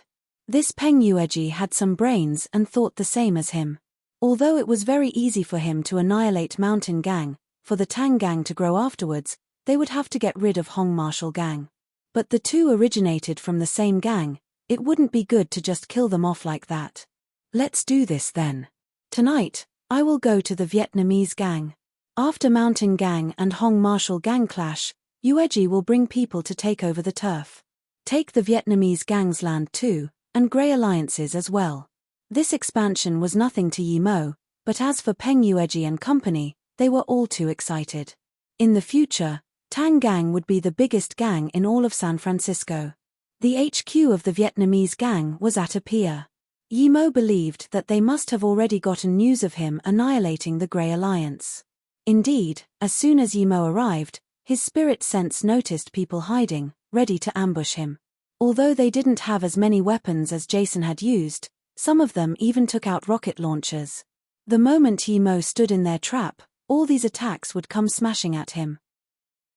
Even Yimo wasn't confident he could escape with that many weapons firing at him. Jason had still been of the mind to play games with him, but seeing these Vietnamese gang people, they would definitely try to kill him straight away. He's already here. He's about 250 meters away from us, far away. Jin Jiaonan and Li Erxi watched Yimo on a device. He turned to leave. Did he see it? Should we attack? Li Erxi noticed that Yimo was going to leave, getting further and further away. Jin Jiaonan's face changed as he spoke with satisfaction. Don't attack. If we attack him now, he would be injured at most. We probably can't kill him. We shouldn't scare him, so wait a little while longer. Yimo didn't go all too far. He knew that as soon as he had gotten near, his actions had been under surveillance. He turned back to the pier and turned invisible. Then, with his fastest speed, he started killing his way to those gang members ambushing him. A few minutes later, Yimo appeared in Jin Jiaonan and Li Erxi's view again. He's back. And he's entered attacking range, Li Erxi said with excitement. Jin Jiaonan also became very thrilled. He thought that as long as he killed Yimo tonight, no one else would be able to pose a threat anymore. Open fire, Jin Jiaonan ordered and also raised his own gun. However, there weren't the loud bangs of guns he had imagined, nor were there any explosions. Jin Jiaonan was just about to start shooting, when he found that the gun in his hands had disappeared. Standing in front of him and Li Erxi was a young man with a sneer on his face. You are Yimo. Li Erxi's heart sunk to the bottom. He knew that it wouldn't be easy to kill Yimo, but he had still underestimated him. Yimo grabbed a rifle and bent it. The gun barrel turned into a U shape. I am Yimo. Yimo dumped the gun and kicked Li Erxi away as he sat down. Jin Jiaonan suddenly noticed blood flowing from where his men had been hiding before. He pointed at Yimo in terror. Yimo, what did you do to my men? How dare you kill all of my men, you? Yimo looked at Jin Jiaonan as though he was an idiot. You're saying that I went too far? So I shouldn't kill your men and should just bring over my head to you? Li Erxi stopped Jin Jiaonan. He knew that Jin Jiaonan was different from Jason. These people Yimo killed were all his brothers he had brought along from the army. Every one of them was precious to him. And now, Yi-Mo had killed them all. No wonder he was extremely furious. But Jin Jiaonan was obviously dumbed by his fury. No matter how angry he was, the person standing before them could take their lives at any time. Yi-Mo, I realize that we underestimated you, and now that you killed all of our brothers in the gang, what do you want? Under what conditions can you let the two of us go? Name your price, Li Erxi said calmly. Hearing Li Erxi's words, Jin Jiaonan also gradually calmed down. He took note of the situation he was in. Yi-Mo could kill him like a chicken at any moment. He regretted not taking Li Erxi's first suggestion. He should have abandoned everything here and taken his brothers away from San Francisco. How could someone who could effortlessly annihilate the Grey Alliance be taken out so easily? It was already too late by now. Only when Jin Jiaonan had calmed down, did he finally realize Yi-Mo's terror. It was already too late by now. Only when Jin Jiaonan had calmed down, did he finally realize Yi-Mo's terror. Tell me any news you have about Sister Yang. I will decide whether or not you live based on that, Yi-Mo said plainly. I can hand over the entire wealth our gang has accumulated all these years, Jin Jiaonan offered. Yi-Mo sneered, you think I care about that little money of yours? To me, it's much too simple to earn money. I will give you 1 minute, if you don't speak up now, there will be no second chance. Before Yi-Mo said anything else, Li Erxi recounted, more than 10 years ago, the Grey Alliance fought the Chinese gang and ordered us to come along.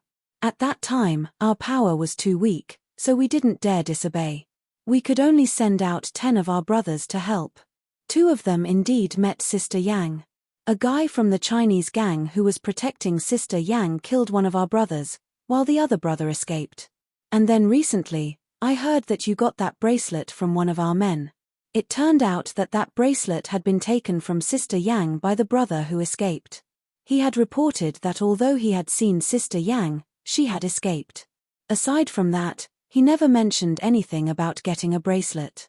Jin Jiaonan quickly nodded, yes, that is what happened. Sister Yang wasn't anyone important anyways, so even though she disappeared, no one cared to investigate. Yi-Mo could tell the two weren't lying and that they knew very little. He had come to the US to investigate the bracelet, but the lead died off here. Thinking about this, Yi-Mo got annoyed. He raised his hand and gave the two of them a fireball each. The next day, the biggest news in San Francisco was the clash between mobs with the police attacking suddenly. In one night, many gangs had disappeared, returning peace to the citizens. Of course, this was just the official story. The actual situation was that Grey Alliance and the Vietnamese gang had been annihilated by Yi-Mo, and the Mountain Gang and Hong Marshall Gang had both been heavily wounded, hence they were all scooped up by the police. Now, the Tang Gang was the biggest gang. Although there were a lot of small gangs, no one dared fight for interests with the Tang Gang. At this moment, Ning Qingxue sat on the plane towards San Francisco with her brows tightly locked together. Their Feiyu Corporation could finally rest easy, yet now, she couldn't contact her mother. To her, her parents' safety was the most important, and the company's prosperity came after that. If something happened to her mother, then no matter how well things were with Feiyu Corporation, it wouldn't be what she wanted. So, knowing that her mother had gotten lost in the US, the first thing Ning Qingxue did was to go to San Francisco from Hong Kong. The plane flight was more than 10 hours. Ning Qingxue rubbed her head and tried to relax. She took out a fireball charm and looked at it carefully. It looked like an exquisitely decorated piece of paper. She had told Tang Beiwei that she was going out for a few days and Tang Beiwei persuaded her to take this. Tang Beiwei gave her more than 10, she couldn't reject it, so she took them and put them in her bag. Without what had happened with Su Jingguan, Ning Qingxue would think there was something wrong with Tang Beiwei, but now, she didn't dare think of the charm as something useless. Just when Ning Qingxue was studying the charm, 2 ordinary men walked past her seeming like they were going to use the toilet. But when they walked past her, Ning Qingxue suddenly felt her necklace go a little cold. If it were before, she wouldn't think much of it, but now that she knew her necklace was a defensive artifact, this sudden coldness made her alert. She subconsciously looked at the 2 men and at this moment, one of them looked back. He immediately avoided her gaze. There was something wrong with these 2.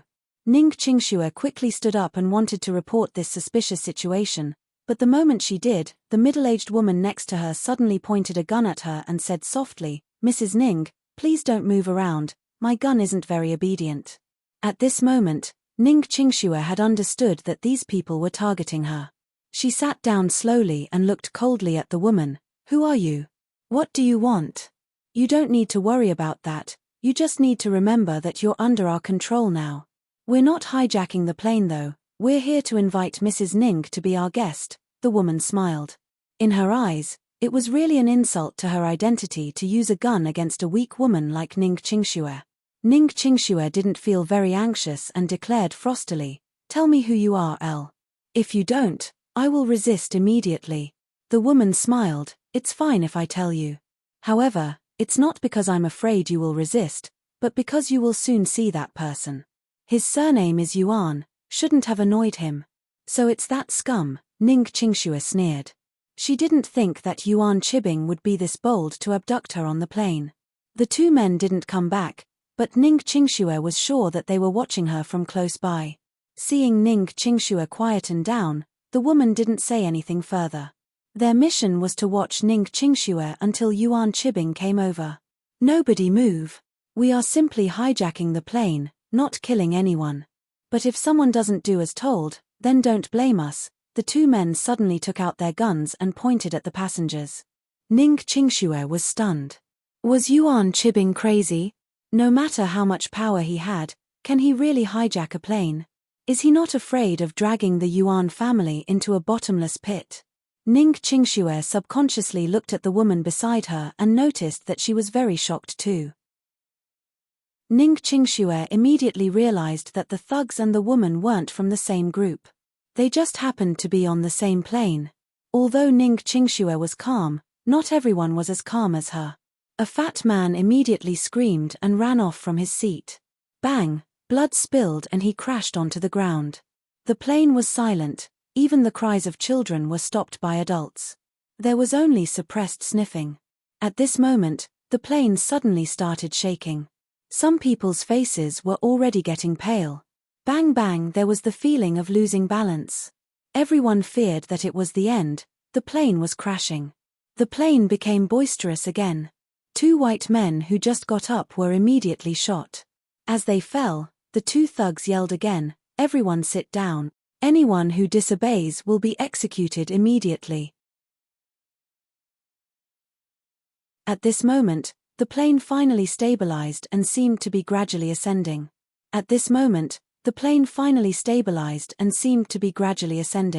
Ning Qingxue took a small breath of relief. She wasn't afraid of death, but she didn't want to die here for no reason. Everyone started to calm down as the plane stabilized. Just as the thugs had promised, they didn't want their lives. At this time, a man walked out with a HKMP-5 assault rifle in his hands. He waved to the two men pointing guns at the passengers and walked along the aisle. Every time he saw a young and beautiful woman, he nodded and appeared to be delighted. Ning Qingxue's heart sunk. Just when she wanted to find something to cover her face with, that man stood in front of her. For a long time she didn't hear him say anything. Ning Qingxue looked up to see this man staring dazedly at her. He had even started to drool. "Yosh, Chinese woman, you are so beautiful. You, come out." This man pointed the gun at Ning Qingxue. Ning Qingxue shook, she knew she was done for. This person wasn't going to let her go. She desperately tried to think of a way to get away from this person, but couldn't think of any. Then, the other two started muttering in Japanese. So they were all from Japan. Ning Qingxue suddenly thought of the middle-aged woman beside her and grabbed her hand and said, "Didn't you say you were going to take me to America? If I'm taken away by these people, how are you going to bring me to the US? If you don't protect me, young Master Yuan will be very angry." Ning Qingxue was prepared to die, but if she did, she was going to bring Yuan Chibing's person down with her. As expected, the middle-aged woman's face went pale, and she quickly said, "This has nothing to do with me, I don't know you, let me go." But no matter what she said, that man only got more impatient, so he grabbed the woman and tossed her to the side, starting to spray her with bullets. She was soon soaked in blood. Women are the most precious thing to us. Now that I've already killed her, if you still waste my time then don't blame me for what's coming next. Pretty Chinese woman, he pointed the gun at Ning Qingxue and threatened. That was actually Chinese, though the pronunciation was a bit off. Ning Qingxue originally planned to get the gun from that woman, but looking at her body soaked in blood, she felt disgusted. She didn't know where the woman had hidden the gun. Now that the Japanese kept pointing the gun at her, she could only stand up and walk to the end of the plane. There were also 2 hijackers at the end of the plane. It could be seen that this was a big crew. But Ning Qingxue didn't care, she was thinking about how not to be raped. The 2 men saw this guy and bowed. He kicked open a door and aimed the gun at Ning Qingxue, signaling her to enter. Seeing Ning Qingxue walk in, he closed the door and laughed. Chinese woman, take off your clothes. Let me admire your body first. You are the prettiest Asian I have ever seen. Today, you will be my woman. The man went to a seat and sat down. Ning Qingxue's eyes brightened up. She saw a parachute in the room and there was an emergency door. If she could get this parachute and jump out from there. Ning Qingxue's heart started beating rapidly. She really didn't want to die like that. There were too many things she still had to do. Hurry up, don't make me do it. If I do it, you won't be so comfortable. I like my women tamed. The man saw Ning Qingxue start to look around and was getting restless. Ning Qingxue suddenly smiled sweetly and sat down. Upon seeing this smile, the man who was getting impatient was dumbfounded. Such a beauty. He felt his heart beating fast. Just imagining how this woman was about to be his, he couldn't hold the excitement in his heart. Dong Ben-Inji had seen too many beauties and taken countless of them, but this was the first time he saw someone like Ning Qingxue who would make him feel as though he were in heaven just by gazing at her. And this goddess in front of his eyes was about to be his. This almost made him doubt reality. But soon he refocused. He knew that on the plane he might be the boss. Once they got off and got into the base, this woman wouldn't be his.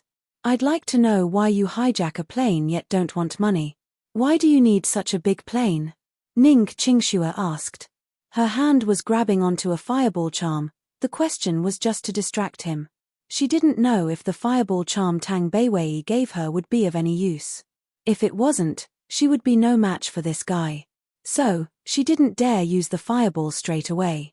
She had to find something to kill herself with before the event of the fireball charm turning out to be useless. Even if she had to die, she couldn't be assaulted by an animal. You ask too many questions. But, my beauty, since you're about to enter the base, you are one of us. It's fine if I tell you. You can call yourself lucky. This plane has Professor E.A. Stein in it. He is the person we're looking for. Of course, everyone else on the plane is a bonus and will be serving our great country.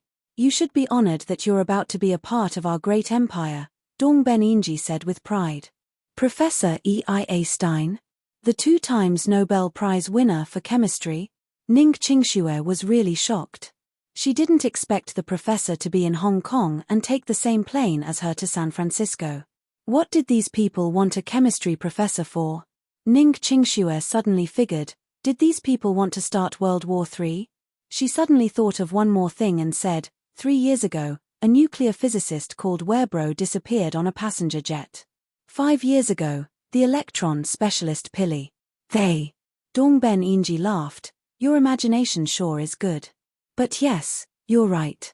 They are all serving our great empire at our base. Ning Qingxue was shocked. These disappearances were all related to them, yet for some reason, it had remained unknown who did it. Ning Qingxue shook. She remembered what she was about to do and suppressed the thoughts in her mind. Ning Qingxue noticed a small dagger not far away. She rejoiced and ran towards it.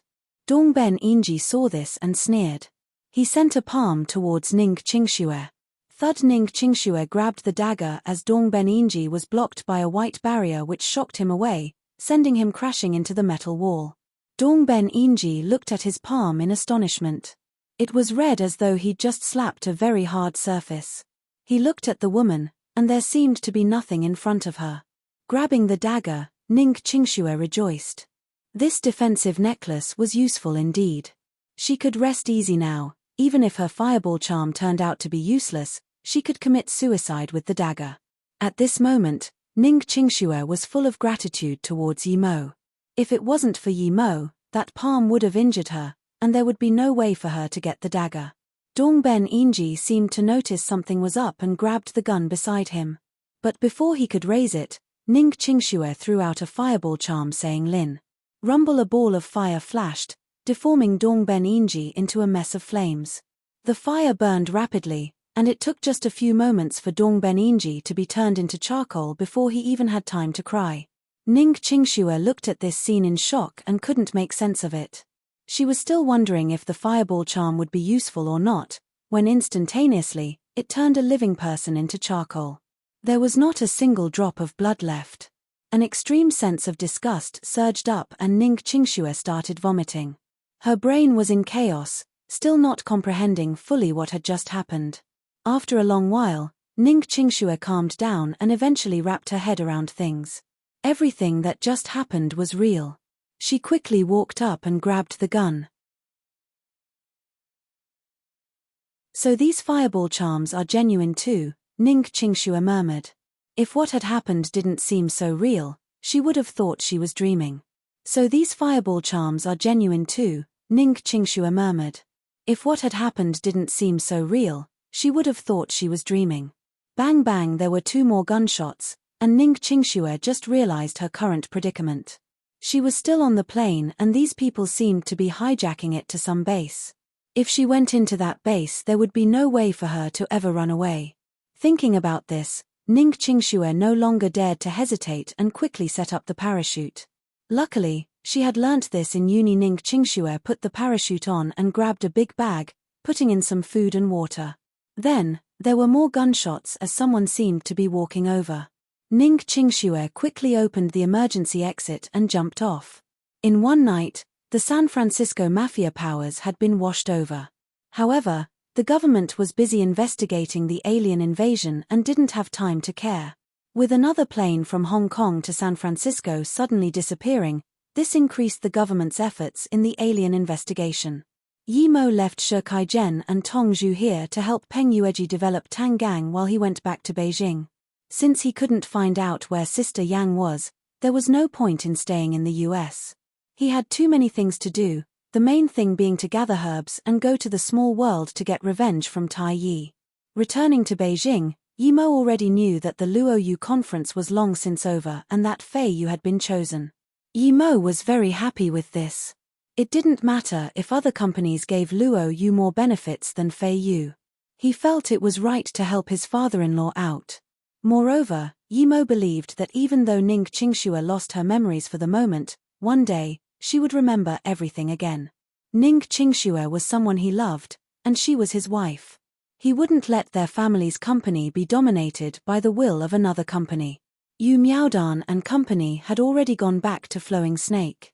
Yi Mo decided to go see Yi Ling too before returning to Flowing Snake. Shishio, please let me go.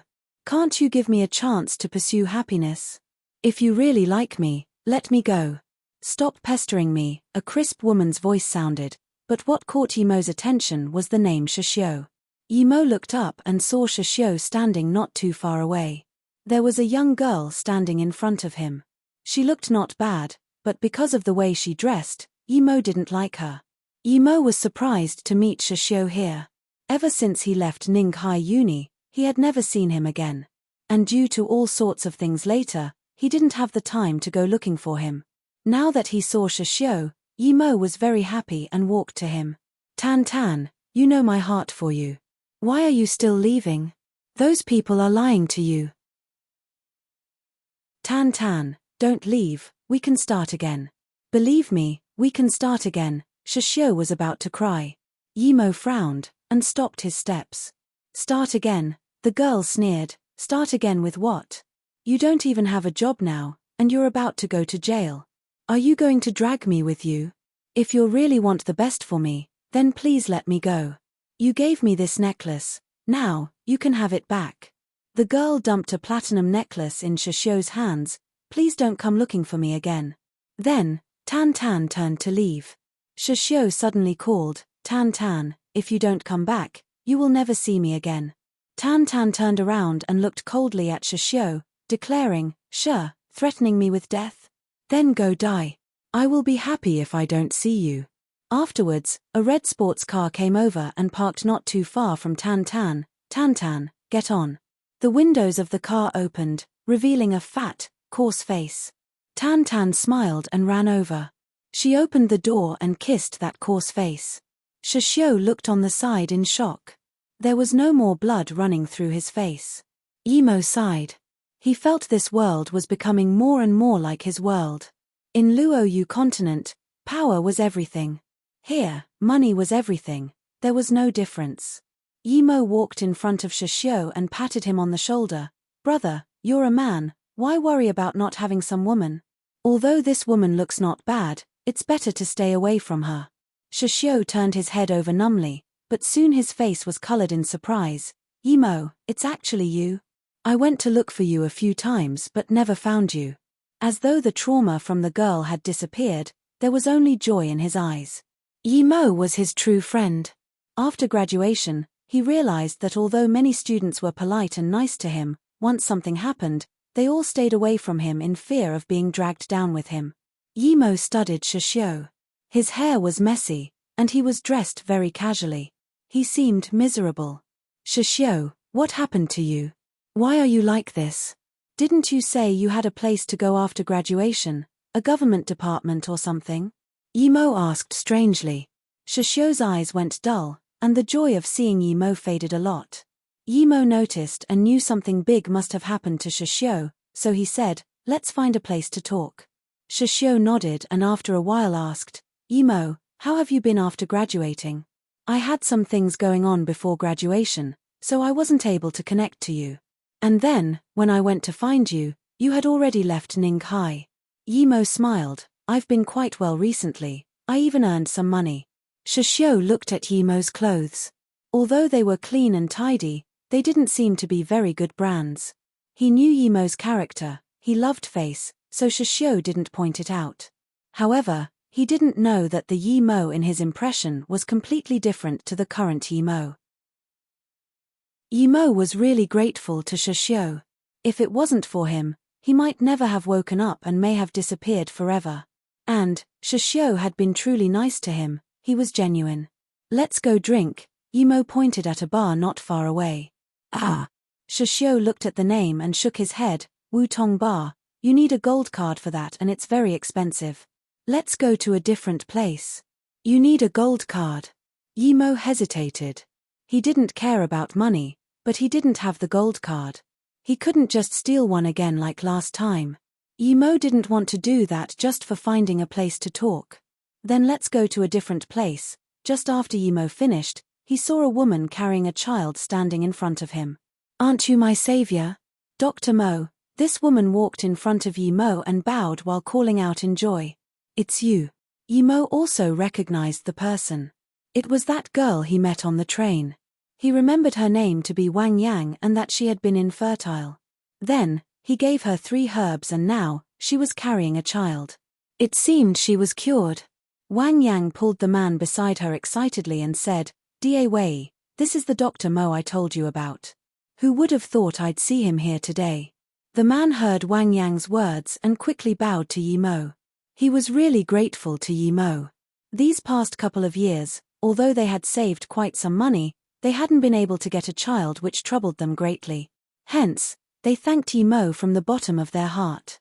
Mr. Savior, I was stingy before and didn't even give you a card. You must take this card now no matter what. Before, Wang Yang had suspected Imo was a fraud and didn't give her card to Imo.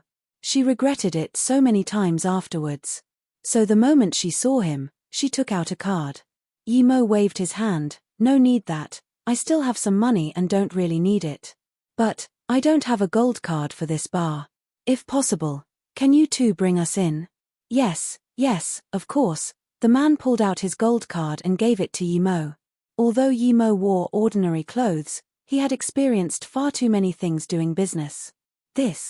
Imo didn't take it. Although he wanted the card, he couldn't just take someone else's. I still have another here. Wang Yang saw Imo's hesitation and quickly took out her card and said. In that case, I won't be polite. Yi Mo took the card. Seeing Yi Mo and Xiao go in, Wang Yang pulled her husband and said, Da Wei, let's prepare a card in a bit and then go to their spot to drink with them. We mustn't miss this chance to thank him. Sorry, there are no more free rooms. Sorry, there are no more free rooms. Yi Mo looked around casually. The place looked like a bar but was of a much higher standard than that. Yi Mo scanned with his spirit sense and knew that there were still a lot of rooms available, especially the high-class ones. However, since they didn't give him a room, it meant the gold card level was too low. Thus, Yi Mo didn't mind, and he just spoke a few words. Since there are no more free rooms, just give us 2 cups of coffee to take outside. Looking at Yi Mo and Xiao walk towards a corner of the main hall, the waitress finally felt relieved. She was most scared of meeting those who had low-level cards but thought they were number 1. The coffee was delivered quickly. Yi Mo waved the waiter away and then asked Xiao, tell me, what happened? I've looked for you a few times before graduation but couldn't find you. What happened in your family for it to take so long? Xiao stayed silent for a long while before sighing. Yi Mo, if you were still in the Yi family perhaps you could help me out. But now, what's the point of talking about it? Sigh, it's all in the past. Yi Mo drank the coffee and urged, Xiao, if we're friends then tell me what happened. If you don't, how do I know if I can help you or not? Xiao's eyes went red. Ever since he left uni and things happened, no one had ever said they were his friend. But today, he heard the word friend again. Yi Mo, looking at you, I know you're a whole lot better than me. At least, you're no longer affected by Yang Yang. Xiao drank all of the coffee as his eyes seemed lost. He quickly continued talking though, my dad used to be the governor of the town of Chaci.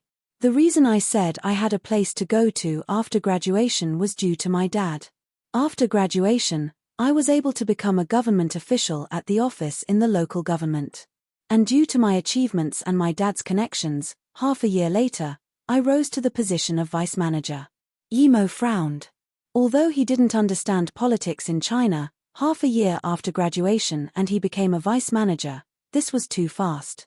If there was someone to support you then it was fine, if not however, it would be a double-edged sword. And Xiao's dad was only a town governor. If that town belonged to a small city, then this governor would be even lower ranked in power. How could his dad bring him to be at the managerial level? Was it your dad or someone else that promoted you? Yi Mo suddenly asked. Xiao looked at Yi Mo in shock. He had also connected the dots later, yet Yi Mo asked this question instantaneously. Although Yi Mo wasn't involved in politics, it seemed his awareness was better than his. Xiao held his fists tightly. It wasn't my dad. It was the town vice-governor that my dad didn't really like. The reason was that during the flood, I had gained merit organizing everything to save assets, so that vice-governor suggested me to be the manager in charge of floods. My dad rejected it, but that vice-governor said that if I wasn't promoted when making accomplishments, it would affect the eagerness of other officials to work hard. So like that, I became a vice manager. At the time, my dad also thought that I had made great achievements. He also thought that this was the vice-governor trying to amend relations with him, because my dad was about to be promoted. Yi Mo sighed. Politics really meant trouble every step of the way. But as soon as I was promoted, it alarmed the people in the small city's government, and someone immediately came to investigate my dad. Those people were like ravenous wolves charging into my house, finding large amounts of bribery evidence and emails. That night, my dad was taken away. My mother was already sick at the time and after that, she has never woken up again. Had your dad really been bribed? Yi Mo asked. Xiao shook his head. My dad never takes bribes. If he did, my mother wouldn't have been sick for all those years and not have money for an operation. All of that evidence was made up. The newspaper wrapped around the cash was from that day, yet this guy said the money was from a few months before. This was so ridiculous that I wanted to charge up and contest, but my dad stopped me. Even Yi Mo sighed at the darkness of politics. After my mother passed away, there was soon news of my dad committing suicide due to fear for his crimes. I know that my dad was innocent and he wouldn't commit suicide, but I even get to see him one last time. I understood my powerlessness, and perhaps I will never be able to get revenge for my parents. I was relieved of all my duties. When I got home, Tan Tan became my only spiritual support, but today, she left. Shishio's eyes went red. Yi Mo sunk into silence. He didn't know how to comfort Shishio. If possible, he would rather he never get involved with politics again, but he knew that Shishio had to get his revenge with his own hands. If he wasn't involved in politics anymore, he would never be able to get revenge. Although it was easy for him to do it in Shishio's stead, but that would leave him with regrets. When I met Tan Tan, I was still just an office man. She didn't mind at the time though, and she was very nice to my mother. She was always taking care of my mother. I don't believe that she could change into this. She isn't a woman who loves money, but Shishio couldn't help himself and started to cry. Shishio, do you want revenge? Yi Mo suddenly said. Revenge? Shishio looked up at Yi Mo in surprise. Do you know that I'm about to go to jail? How can I get revenge? Yi Mo asked strangely. Jail?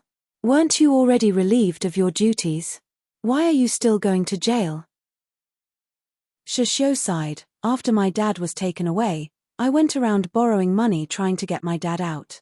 I spent a lot of money, but Dad still remained inside. A lot of the money had interest. I already sold our house, but it's still far from enough.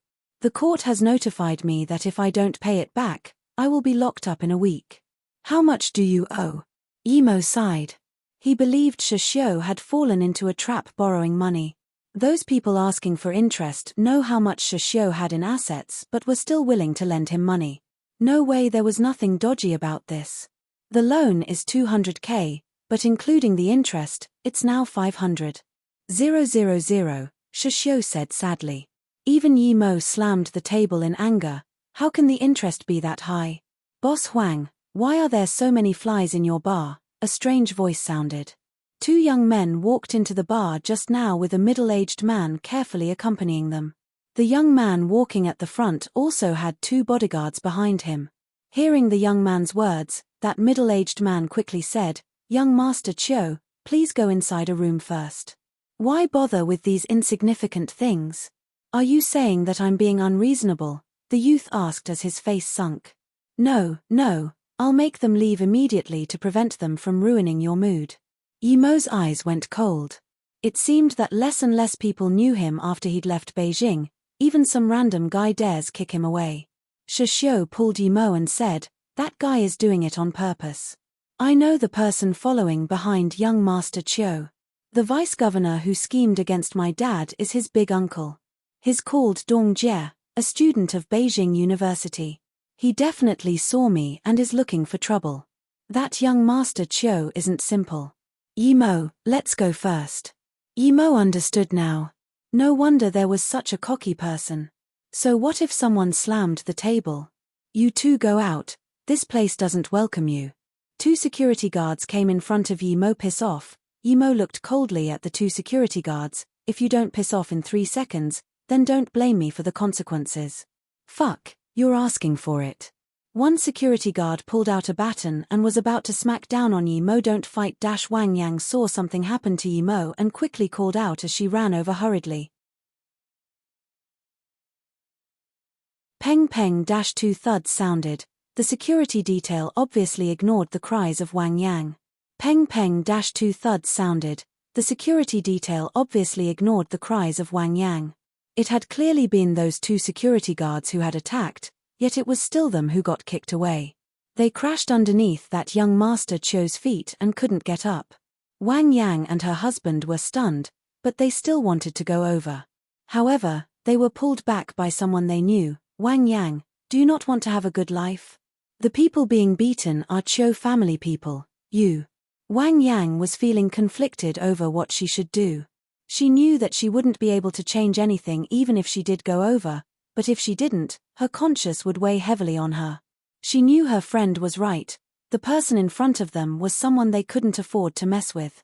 Not just them, but in the entire city of Beijing, there weren't many who could mess with young Master Chiu. Boss Huang looked at his men who were kicked far away. From the young man drinking coffee to here, that was a distance of a few meters. Normal people wouldn't be able to kick that far. Boss Huang began to worry. He wasn't a noob. How could any ordinary person kick his security personnel away so easily? But he was well aware that young Master Chiu wasn't simple either. He didn't want to offend either side. Fuck, drag that bastard over. Young Master Chiu's face sunk as he ordered his 2 bodyguards.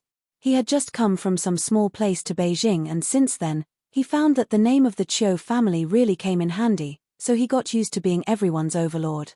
How could he possibly take Yi Mo, who hadn't even been able to get a room, seriously? The 2 bodyguards shook their heads, but their master had made the order, so they had to go up. They were much stronger than the 2 security guards, but facing Yi Mo, they were still kicked away immediately. They couldn't even touch Yi Mo's clothes. Although he knew young Master Chiu's identity was big, Boss Huang didn't dare call for help. His vast experience in this society had taught him that the studious were usually poor while the physically strong were rich. Yi Mo's power meant that he definitely couldn't be underestimated. Seeing his 2 bodyguards get beaten down, young Master Chiu knew he had encountered a tough one. He pointed at Yi Mo, "If you've got any balls, then sit there and don't move." Then, he pulled out his phone and seemed like he was calling for backup. Yi Mo stood up and walked in front of him. He raised his hand and slapped young Master Chiu. Chiu spat out many teeth, and his ear also started bleeding. It soon became obvious that his ear was gone. He was slapped to the ground in a daze. There was terror in his eyes. He didn't expect someone would really dare hit him like this in Beijing, and now, he couldn't even crawl up. Yi Mo looked at Dong Jie, who seemed lost, and slapped him as well. Dong Jie's head banged against the door. There was just buzzing sounds in his mind, and he couldn't think about anything else. Seeing Yi Mo walk back, Shishio quickly grabbed him. "We need to go, quickly. Why did you beat them? Oh, is he special?" Yi Mo sat down again. Shishio looked around and knew they couldn't get away anyways. He sighed and explained, "That young Master Chiu is from the Chiu family. Do you know the Beijing Chiu family?" Yi Mo shook his head.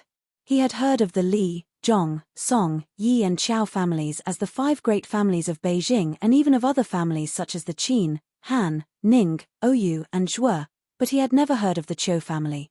Shishio looked worriedly at young Master Chiu, who was still on the ground, and then informed, "You should know the 5 great families of China, right?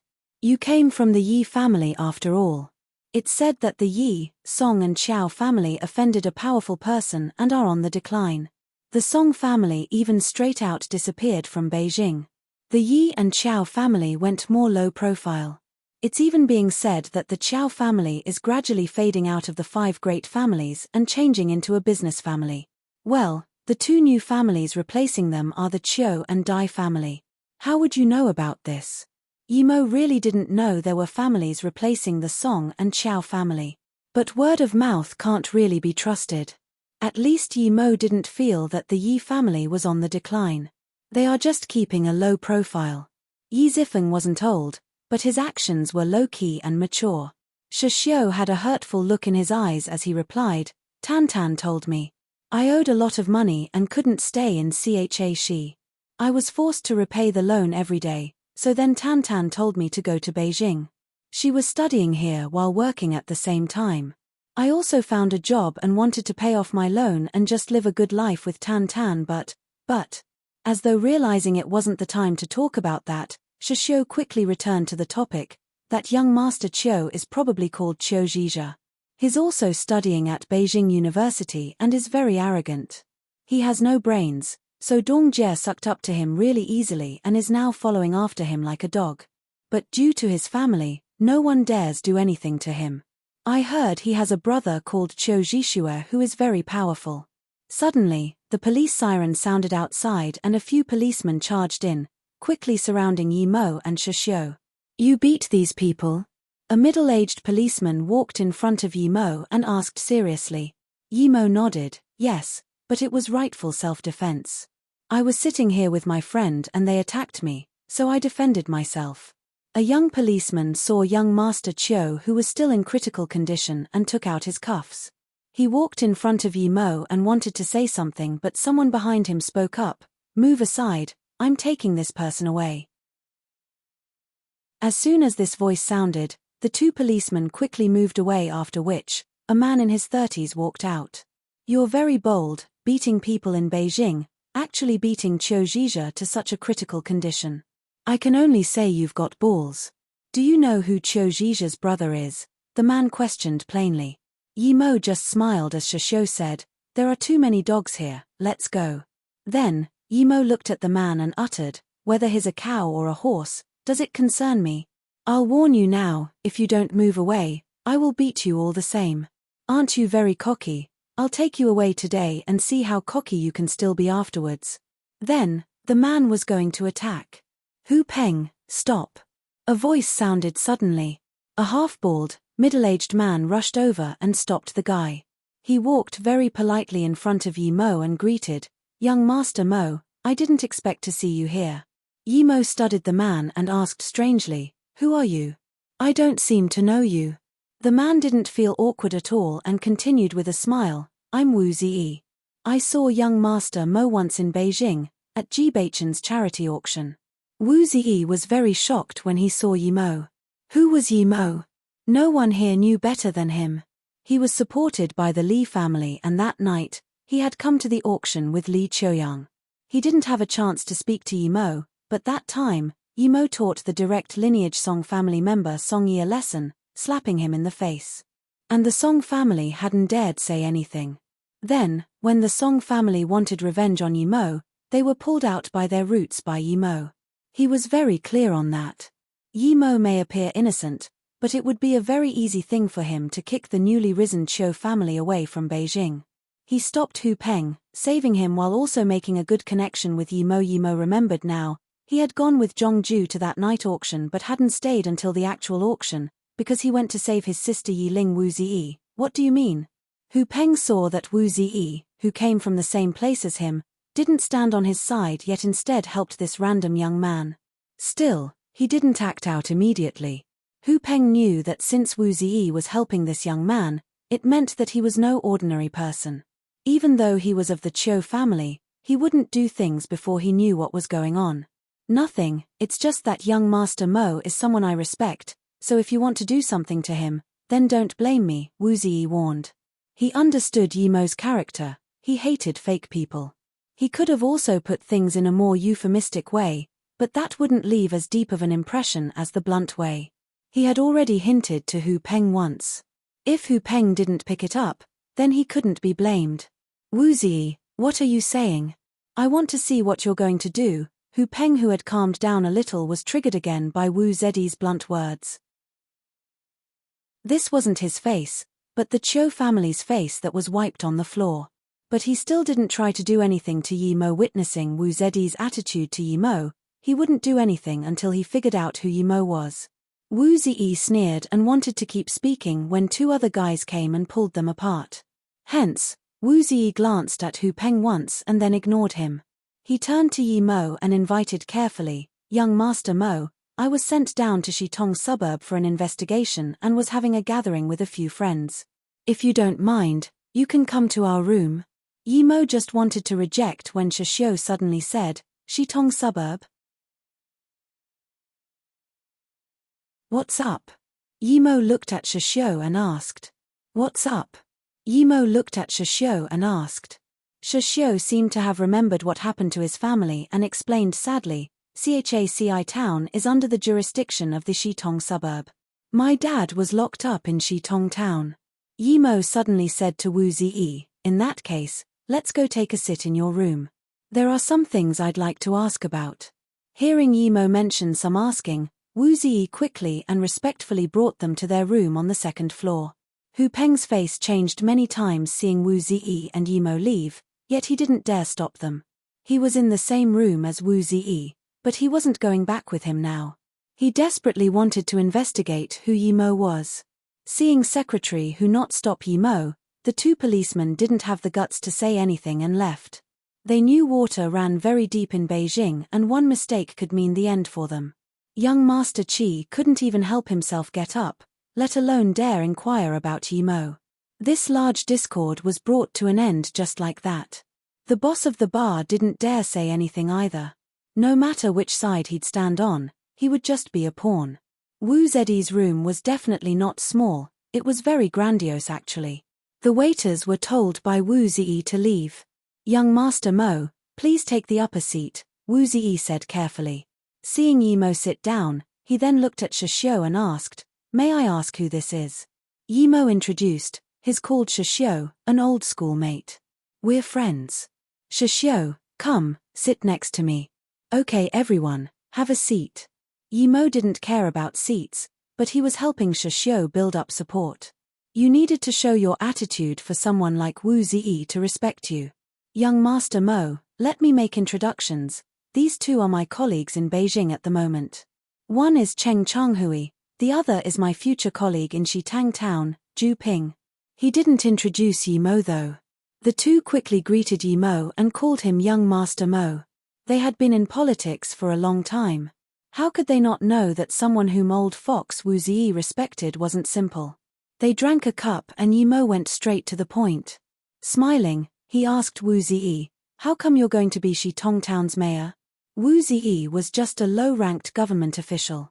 The reason he could get connected with Li Qiuyang was due to his good perception and analytical skills. Yi Mo had clearly not wanted to come to this room today, but Shishio had said that his family was from Xitong, and then Yi Mo came. It was obvious that Yi Mo came for his friend's sake. Now that Yi Mo asked, he quickly replied, "Under young Master Yang's care, I've always been managing the environmental sector, and now I've been promoted to suburb mayor. Zhu Ping was the vice mayor until now, and he's my old friend, so he came to celebrate with me today." He knew that what Yi Mo was asking about was related to Xitong Town, so Wu Ziyi just said everything he knew. Zhu Ping saw that Wu Ziyi was talking to Yi Mo like a subordinate, stating his job and responsibilities clearly, and felt more fearful of Yi Mo.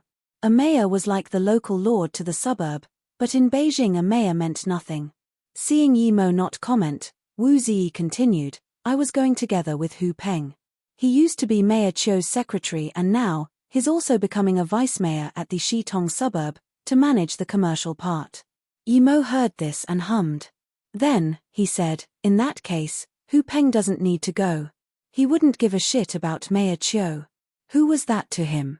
By the way, Yi Mo looked at Shishio and said, "Shishio, how about you go be the vice mayor at Xitong?"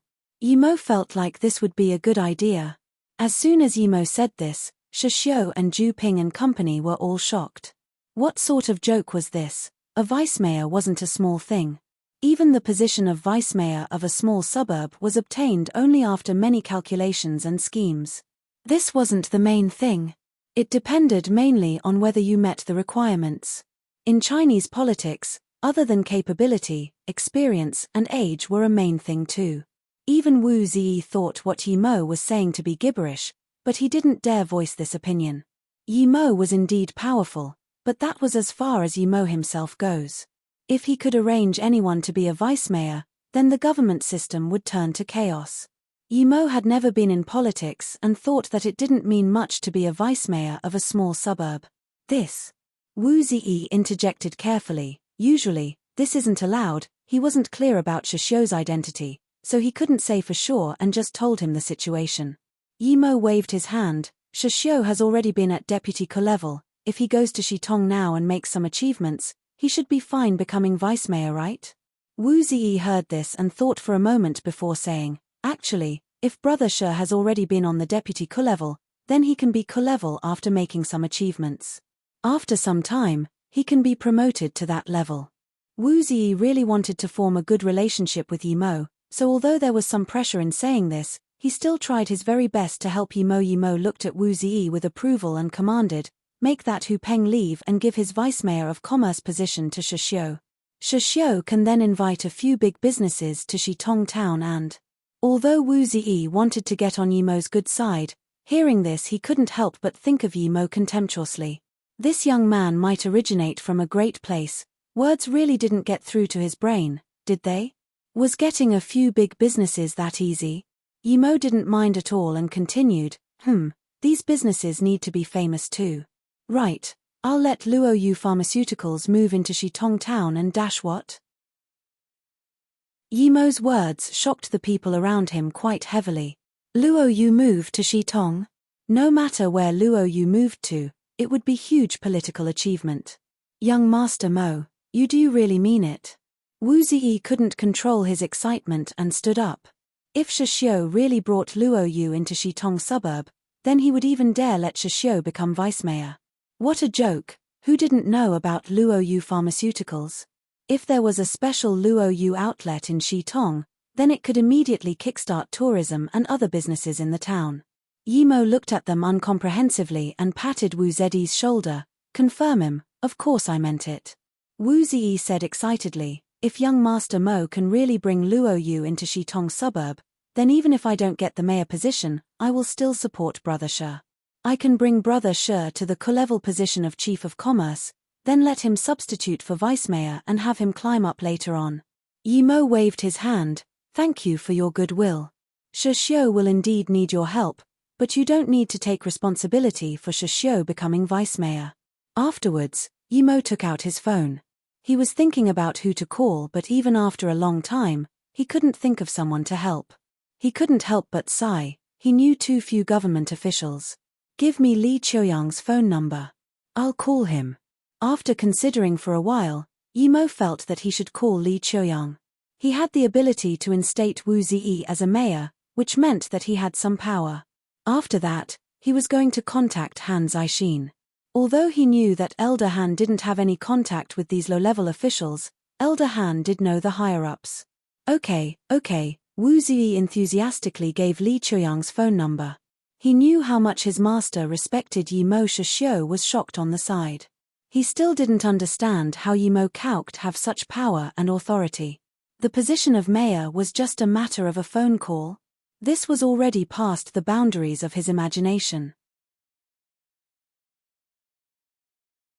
Li Qiuyang wasn't a core member of the Li family, but because he was experienced and had made some achievements, he was gradually reaching the inner circle of the Li family. Li Qiuyang wasn't a core member of the Li family, but because he was experienced and had made some achievements, he was gradually reaching the inner circle of the Li family. At this moment, Li Qiuyang was sharing a table with some people for dinner. Those who could eat with Li Qiuyang had quite a decent status. However, the core of today's dinner wasn't Li Qiuyang but someone called Li Chunsheng. Although Li Chunsheng also had the Li surname, he had nothing to do with the Beijing Li family. Li Qiuyang was representing the Li family to get on good terms with Li Chunsheng. Li Chunsheng had just been moved to become vice mayor of Hefeng City, which was a big city, and even the Li family couldn't ignore that. His new position was one reason, yet the main reason the Li family was trying to connect with Li Chunsheng was due to his capabilities. Li Chunsheng hadn't relied on any power faction and had reached his current position all by himself. Everyone knew how hard that was. Putting Wu Ziyi under Li Chunsheng had been a signal of support. The reason why Li Qiuyang had invited Li Chunsheng and a few other Beijing officials was mainly to get closer to Li Chunsheng, hoping that he would join the Li family side. But at this moment, someone actually called him. This got Li Qiuyang very annoyed. What was even more annoying was that this was an anonymous caller. Li Qiuyang knew he never gave his number to strangers, yet a stranger was calling him. This must have meant that someone had given his number away. He immediately became furious.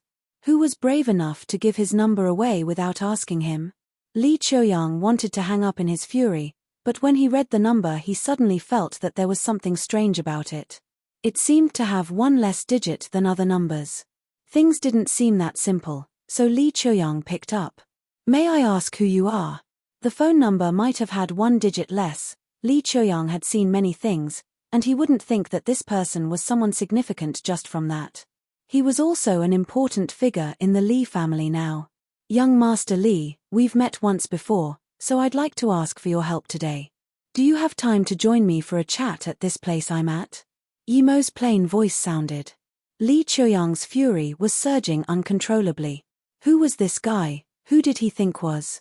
Just because he had met him once, he wanted him to help him. This wasn't even the main point. The main point was that he wanted him to go over when he was the one who needed help. How arrogant was this guy? No matter who he was, even if he was the young master of one of the 5 great families, he couldn't be like that. And from the tone of his voice, he didn't seem to be very old. Just when Li Qiuyang wanted to spout the words, "Who do you think you are?" Yimo's voice sounded again. "It's Yimo. I'm at Wutong Bar." What? Li Qiuyang gulped back the words he was about to say as waves billowed in his heart. It was Yimo. Then, he asked hesitantly, "You are young Master Mo? Beijing's Yimo?" "Yes, that's me." Yimo's phone suddenly hung up.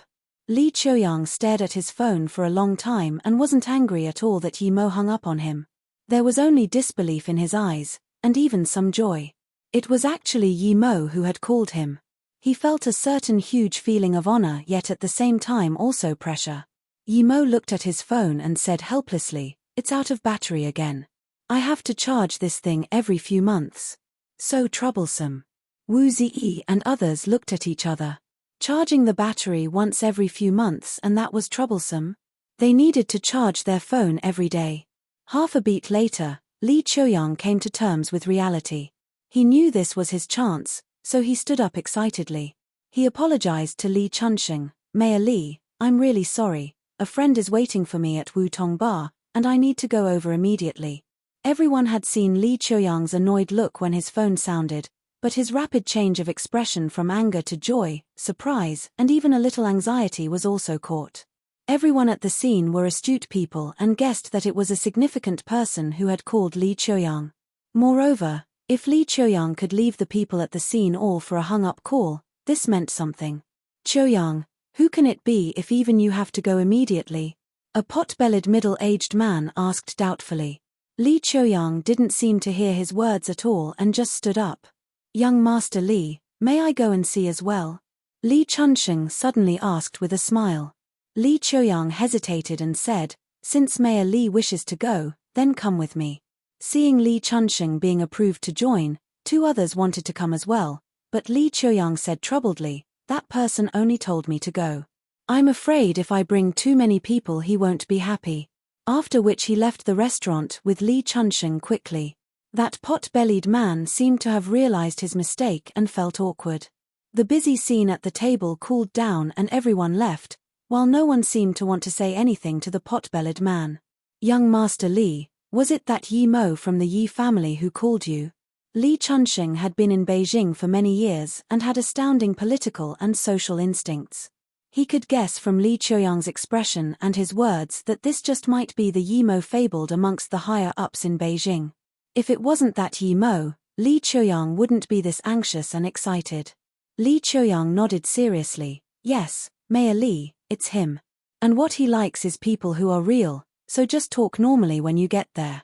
Li Chunxing also had excitement in his eyes. "I understand. Thanks for giving me this chance. If you don't mind, just call me Chunxing." "Okay, then I'll call you Brother Sheng. Just call me Qiuyang from now on. Perhaps I'll need your help in the future with where I plan on going," Li Qiuyang immediately said. He believed his mission of connecting with Li Chunxing had been accomplished today. But in his heart, the biggest achievement today wasn't connecting with Li Chunxing but getting Yimo's invite. This invite would allow him to stand on his own in the Li family. Li Chunxing was also very excited. He had been in Beijing for many years, and although he didn't know the precise details, he had an idea about how much power Yimo held. If he really did have to join political factions, he would rather join Yimo than go to some big families. Yet he understood the possibility of that happening was small. Many others who similarly wanted this would never get the chance either. He definitely couldn't let this opportunity pass no matter what, even if it were at the cost of getting close to the Li family faction. Witnessing how Yimo just straight up called Li Qiuyang Ivia to Wutong Bar, Cheng Changhui and Zhu Ping were dumbfounded. Who was Li Qiuyang? Although they had never gotten to meet him, they were very clear on his identity. He was a core member of the Li family, having a much higher status than them. Wu Zedi's face didn't change. Although he didn't know the extent of Yimo's power, he knew it would be big. Otherwise, he wouldn't have handed Li Qiuyang's number to him, unless he had gotten tired of living. Yimo quickly plugged the phone into the charger. If Li Qiuyang couldn't take care of this, he would ask Elder Han for help. "Yimo, what are you doing now?" Shishio reacted and looked at Yimo. Yimo was just about to answer when his face sunk as he looked at the door. Rumble, the door was forcibly kicked open. A youth with triangularly shaped eyes stood at the door with 4 men dressed in black. The youth noticed Yi Mo and questioned coldly, "You're the guy who beat up Qiu Zhizhe? And who are you? Who gave you the right to kick open other people's rooms?" Wu Ziyi stood up and yelled, pointing at the youth. He figured they had to be from the Qiu family. The youth scanned Wu Ziyi. "Wu, don't think that Li Qiuyang would fight with me over a dog like you. You overestimate yourself. Do you not believe that I can squish you like a bug?" Wu Ziyi was at a loss for words. He knew this guy was right. Li Qiuyang really wouldn't start a fight with the Qiu family over him. If the Qiu family let them have some benefits in other areas, the Li family might really just give him up. Yi Mo, however, commented plainly, "I really don't believe it." "It's simple then. I'll just have to beat you until you believe me," the youth said as he waved his hand.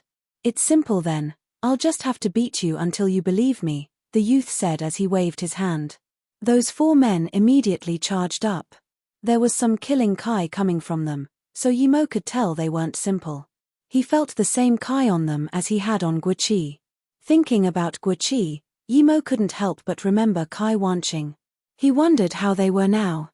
The 4 men were very ferocious and gave it their all as soon as they attacked. Perhaps it was because of their habitual life, but against these people, Yi Mo didn't feel any mercy. No matter where they came from, Yi Mo wouldn't be merciful to those who wanted to kill him. The 4 charged up to Yi Mo, but without even seeing Yi Mo's shadow, they were kicked by him. The spooky sound of bones shattering was heard, and in just one clash these 4 men all had their kneecaps broken by Yi Mo. Still, they endured the anguish. They were sweating with pain, but no one yelled out. Seeing the 4 men fall on the floor, the youth was shocked. He had thought that it would be a walk in the park for those 4 to beat Yi Mo into a disabled man. He didn't expect Yi Mo to be this strong and this cruel. At the same time, in a private mansion in Beijing, a youth in his 30s had a serious look on his face as he knocked the table. Being the youngest and most prominent member of the Qiu family, he was 31 this year and already a high-ranking official. His future was bright. Qiu Zhizhe had just received word that his brother had been beaten into a disabled man in a bar and that he was still in the hospital. The doctors had judged that he had forever lost his hearing on one side. This made him extremely furious. In the whole of Beijing, even the other few families didn't dare beat up his brother like that. Qiu Zhizhe was someone who grew calmer the angrier he was.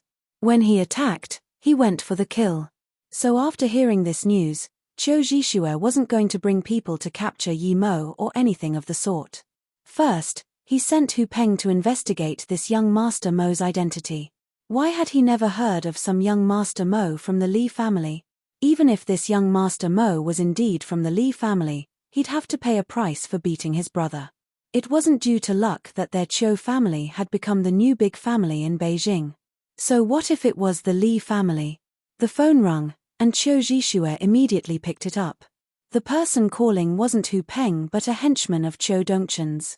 He reported that something had happened to Qiu Dongchen. Hearing that Qiu Dongchen had brought men over to Wutong Bar only to get beaten into a disabled man all the same, Qiu Zhizhe almost smashed his phone. Since when did the Qiu family get bullied like this? Qiu Zhizhe was just a rich second generation, but Qiu Dongchen was an elite of the Qiu family. He was also in his 30s, but he was already colonel ranked. He had returned to Beijing this time for some other matter. Qiu Zhizhe smashed his fist on the table and the sturdy table was smashed into pieces. Qiu Zhizhe couldn't wait anymore. He grabbed the phone and called, "Captain Zhu, I need you to bring your men to Wutong Bar immediately." "Yes, I'll come over right away, and I'll contact the special police in Beijing." After hanging up, Qiu Zhizhe called another number. "Second uncle, Zhizhe and Dongchen were injured in Wutong Bar. I've mobilized Flying Leopard and the special police force." "Yes, I'm going there immediately. I don't know his origin yet, but he seems to be related to the Li family." Outside the room in Wutong Bar, the young man had had his legs broken and had received a few slaps in the face too. "You've sure got balls. If I, Qiu Dongchen, don't annihilate your entire family, then I've been raised by a dog," the young man cursed still. Yimo's eyes went cold. He hated people who threatened him. Ning Qingxue had been hurt many times because he hadn't annihilated the Song family. Yimo took a step forward and kicked Qiu Dongchen in the chest, sending him right next to the stairs. To other people, this seemed like just a normal kick, but Yimo knew that it had shattered Qiu Dongchen's cardiac meridian. He wouldn't be able to last more than 3 months no matter what. Stop. Qiu Zhixue just arrived when he saw Yimo kick Qiu Dongchen unconscious. He could no longer control his anger. But he stopped himself from going forward. The military truck was already arriving. He was waiting for the special police force to come up and take Yimo away. No matter who of the Li family Yimo was, he wasn't going to let him go. Qiu Zhixue wasn't dumb. He was clear on Qiu Dongchen's power. A few bulky men together wouldn't even be able to get close to him. Moreover, he had brought along 4 teammates. It would be suicide for him to go up. The truck stopped as multiple police squads carrying rifles took up position and quickly surrounded the bar. An officer walked in front of Qiu Zhixue and bowed. Qiu Zhixue didn't order to capture Yimo yet. He still wanted to wait for Flying Leopard. At this moment, a car halted in front of Wu Tong Bar with 2 men hurriedly getting out of it. Here I was, wondering who could be this cocky, hurting our Qiu family people. So it's young Master Qiuyang. Your Li family sure is powerful, too powerful. Qiu Zhixue saw Li Qiuyang and Li Chunsheng appear and immediately sneered. Li Qiuyang felt strange. He came to see Yimo. He didn't expect so many special force agents to be surrounding the place. Qiu Zhixue was here as well, and judging from his tone, someone seemed to have seriously beaten up their people. I was the one who did it. This has nothing to do with young Master Li. If you're looking for trouble, come up and join me. I'm right here, Yimo's plain voice sounded. Qiu Zhixue was dazed. Seeing Li Qiuyang arrive, he was sure the Li family had to be responsible, but why did this young man then suddenly say it had nothing to do with Li Qiuyang? Li Qiuyang was stunned for a second and quickly reacted. He looked contemptuously at Qiu Zhixue. If the Li family people had been responsible, then it would be okay for him to be like that. But acting up the same way in front of Yimo, sadly, he was wrong. In the past, Yimo had killed Song Chiming's son and the Song family still hadn't done anything to him. Some Qiu family that was far lesser than the Song family didn't even have to be mentioned. He really felt pity for this Qiu Zhixue. Qiu Zhixue was no simple person. He would rather torture Yimo to death slowly in a dark room than show of how powerful he was in front of everyone. He saw the contemptuous look in Li Qiuyang's eyes and also took Yimo's words to heart. There seemed to be something he didn't know and this made him annoyed. Li Qiuyang walked in front of Yimo and bowed before saying, "It's my honor for Brother Yi to remember to come to me for help." Yimo smiled and said, "Let's go inside and talk." Then, Yimo kicked the 4 men at the door away one more time. Qiu Zhixue was dazed. He didn't expect Li Qiuyang to be this polite to Yimo. He was sure that this person wasn't from the Li family. If Yimo were from the Li family, even if he were the most core member, Li Qiuyang still wouldn't be this polite to him. At this moment, a Range Rover pulled over, and 7 Flying Leopard members got off and ran in front of Qiu Zhixue. "Brother Qiu, I've brought my men over." Before the fierce man finished his words, he noticed Yimo who stood there talking to Li Qiuyang and immediately showed surprise. He was sure that that young man was their instructor, Yimo. The guy ran over and bowed to Yimo. "Flying Leopard Commanding Officer Zhu Hongsheng is honored to see you, instructor." Yimo frowned and asked plainly, "Your special forces are that worthless, coming out due to some random trash call?" "Reporting in. This is my fault, instructor. Because I'm acquainted with Qiu Zhixue, I brought out some members out of my own volition. I'm willing to receive punishment." Zhu Hongsheng's face went red. One reason he had come was because he knew Qiu Zhixue, another was because Qiu Zhixue was next in line to become the family leader of the Qiu family. He hadn't dared reject him. Yimo sneered, "Do I have the time to punish you? Go back to where you came from, otherwise, don't blame me for what happens." "Yes, sir." Zhu Hongsheng didn't even look at Qiu Zhixue and bowed before taking his squad members on the Range Rover and leaving. Qiu Zhixue looked dumbly at the flying leopard squad that came and left.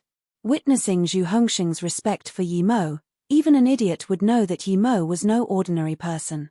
At this moment, he was actually getting scared.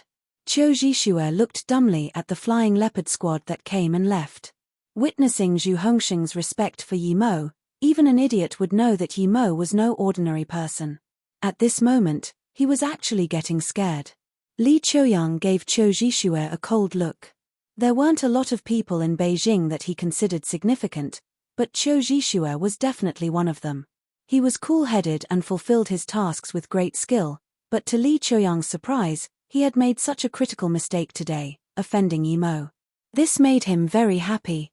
Qiu Zhixue could see the ridicule at his adversity in Li Qiuyang's eyes. Just when Qiu Zhixue was at a loss of what to do, a ringtone broke the tense atmosphere at the scene. "Second uncle?" "Yes, I'm already at Wu Tongba." Qiu Zhixue's voice stopped there. The reason being his second uncle's desperate voice. "Zhixue, you mustn't do anything. Quickly tell the people you've mobilized to get back ASAP. I'll be there in a moment. That person isn't someone our Qiu family can afford to offend. Do not touch him." His Yi Mo. Qiu Zhixue's mind buzzed. There weren't many people the Qiu family couldn't offend in the Beijing area, but the number one person not to touch was Yi Mo. He was dumbfounded. Who would have thought this person would be that Yi Mo? Qiu Zhixue was a prideful man. Ever since coming to Beijing, he had been hearing about some Yi Mo but had never minded it much. After all, no matter how strong Yi Mo was, he was just a single person. Although according to the rumors Yi Mo had taken out the Song family all by himself, Qiu Zhixue had investigated the Song family's situation. It was because the Song family itself was so scared that they disbanded most of the members, causing the family's power to decline, that they got eaten up by their political enemies. Although Yi Mo had some impact, he wasn't the main cause. Afterwards, Yi Mo faded from the Beijing upper society and disappeared for a long time. This also made Qiu Zhixue not take Yi Mo very seriously, which led to him not connecting this young Master Mo to the Yi Mo. Today, he had witnessed firsthand Yi Mo's power. Even the flying leopard captain was extremely respectful towards him.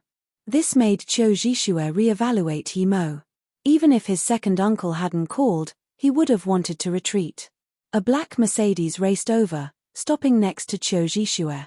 Two people got out of the car. Grandpa.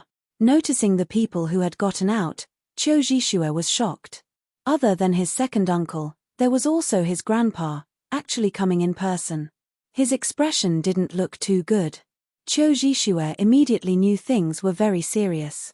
The old man walked over to Qiu Zhixue with a green face and slapped him. "I thought you would be able to mean something for the Qiu family, but it turns out you're still hopeless." After slapping Qiu Zhixue, he didn't even look at Qiu Dongchen, who was on the floor, and just walked up to Yi Mo's room. "Are you still not going to tell the police to retreat? Do you want the entire Qiu family to be wiped out?" The man following the old man yelled.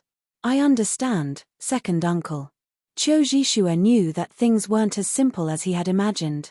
He had been too inexperienced, not being able to control his emotions. Seeing Qiu Zhixue disperse the police, the second uncle grabbed Qiu Zhixue's hand and pulled him in, following the old man into Yi Mo's room. Li Qiuyang stood up and greeted politely, "Old man Qiu." Yi Mo quickly figured out that this had to be the leader of the Qiu family. He also understood why the old man had come over, but as for those old men who thought themselves superior to everyone else, Yi Mo wasn't a fan of them. He didn't think that this old man would have been unaware of Qiu Zhixue's actions in Beijing. If he hadn't met him today, would Shishio have been abused to death? This world seemed more and more similar to the world he was in before. He waved his hand and said, "My principle is not to offend those who don't offend me. If someone else offends me in the future, the result will be the same as today. Young Master Mo, don't worry, there won't be a second Qiu Zhixue from the Qiu family. Zhixue, hurry up and apologize to young Master Mo." Qiu Zhongxin looked at Qiu Zhixue and yelled. Yi Mo scanned Qiu Zhixue. He really didn't like this guy, but he couldn't just do something to him for no reason either. If it wasn't because he was a cultivator, he wouldn't let him live no matter what. This guy was scary. Receiving Qiu Zhixue's apology, Yi Mo said plainly, No need for apologies, your Cho family just wasn't careful when making friends. Someone tricked an idiot like Cho Jishue to attack my friend. As for that Hu Peng, there's no need for him to go to Shitong Town anymore. Someone else will take care of it, thank you. Although Yi Mo didn't say it very conspicuously, Cho Zhongxin could comprehend that the guy their family had arranged to go to Shitong Town would be replaced by Yi Mo. He didn't comment anything anymore and just brought the other two with him, leaving Wu Tongba.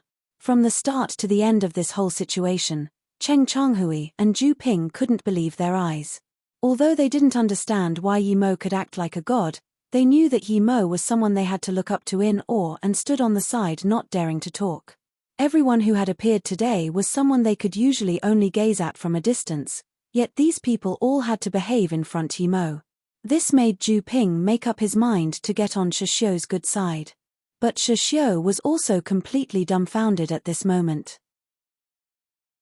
After all of the Cho family people had left and the scene was cleaned up, Li Choyang stood up and asked, "Brother Yi, what is it you need from this little brother?"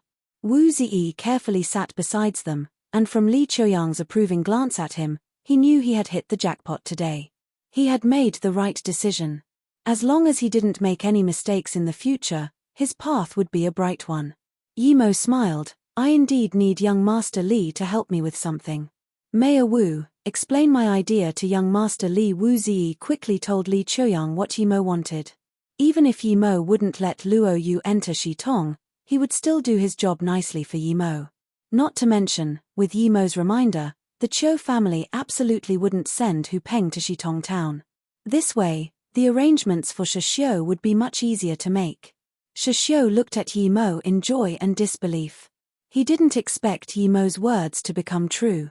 Yi Mo had really just made him a vice-mayor with merely a few words. Although as a deputy for now, it was only a matter of time before that deputy part would be gone.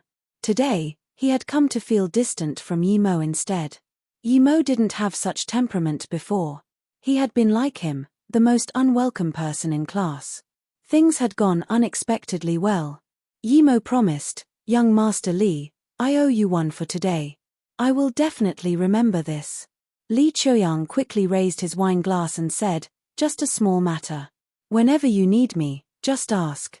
And if I have your approval, just call me by my name." Yi Mo nodded and turned around to Ju Ping, "Mayor Ju, you will be staying in Shitong the longest. My friend here was maltreated and even forced to take a loan at a very high interest. I suspect this concerns a local underground power. What is your opinion?"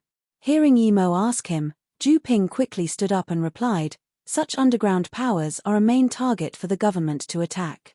Mayor Shi is about to become my colleague. We will need his cooperation to pull this organization from its roots in order to ensure a brighter tomorrow for Shitong Town." This was exactly what Yi Mo wanted to hear. Wu Ziyi would be new to Shitong Town and he would be unfamiliar with a lot of things. Shishio would be even worse. Now with Ju Ping's help, Yi Mo believed punishing those people who harmed Shishio would be a piece of cake now. Li Chunxing stood up at this moment and raised a cup in front of Yi Mo. "Young Master Mo, I didn't think Shishio would be going to Shitong Town this quick. I happen to be stationed in Hefeng City, so perhaps we will be working together in the future. I propose this toast to young Master Mo. Then, I will propose a toast to Mayor Shi too." Li Chunxing, as the mayor of a big city, said that he will be in contact with Shishio a lot mainly due to Yi Mo. He was glad to have come today. Who didn't know who Cho Zhongxin was? Yet even someone like him had to lower his head in front of Yi Mo. Yi Mo's power was far greater than he'd anticipated. Yi Mo had come to help pave the road for Shishio, so since Li Chunxing was the mayor of Hefeng City, he couldn't neglect him and also raised his cup. No matter how dumb Shishio were, he wouldn't let a mayor propose a toast to him. He quickly raised his cup and walked in front of Li Chunxing. "There are still many things I don't understand. I hope Mayor Li will help me in the future." After leaving Wu Tongba, the person who felt like this day had been unreal the most was Shishio. He would have never thought that in a few hours' time, he could go from that person with nowhere to go to a deputy vice-mayor. This was something he didn't even dare dream of before, yet it had happened to him. After leaving Wu Tongba, The person who felt like this day had been unreal the most was Shishio. He would have never thought that in a few hours' time, he could go from that person with nowhere to go to a deputy vice mayor. This was something he didn't even dare dream of before, yet it had happened to him. Yimo, Shishio was so excited that he didn't even know how to express himself.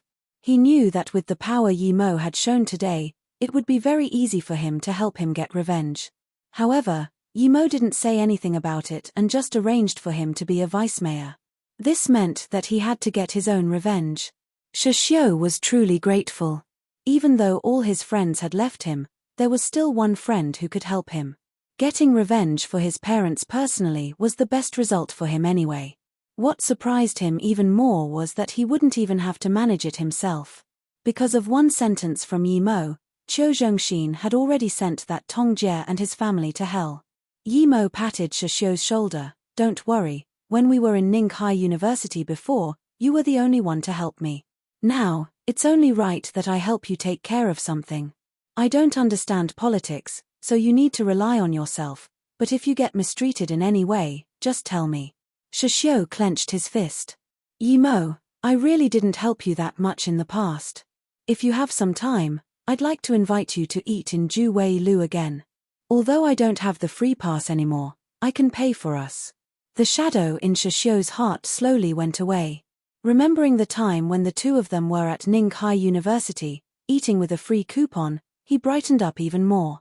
Of course. As for politics, Wu Ziyi is experienced in them.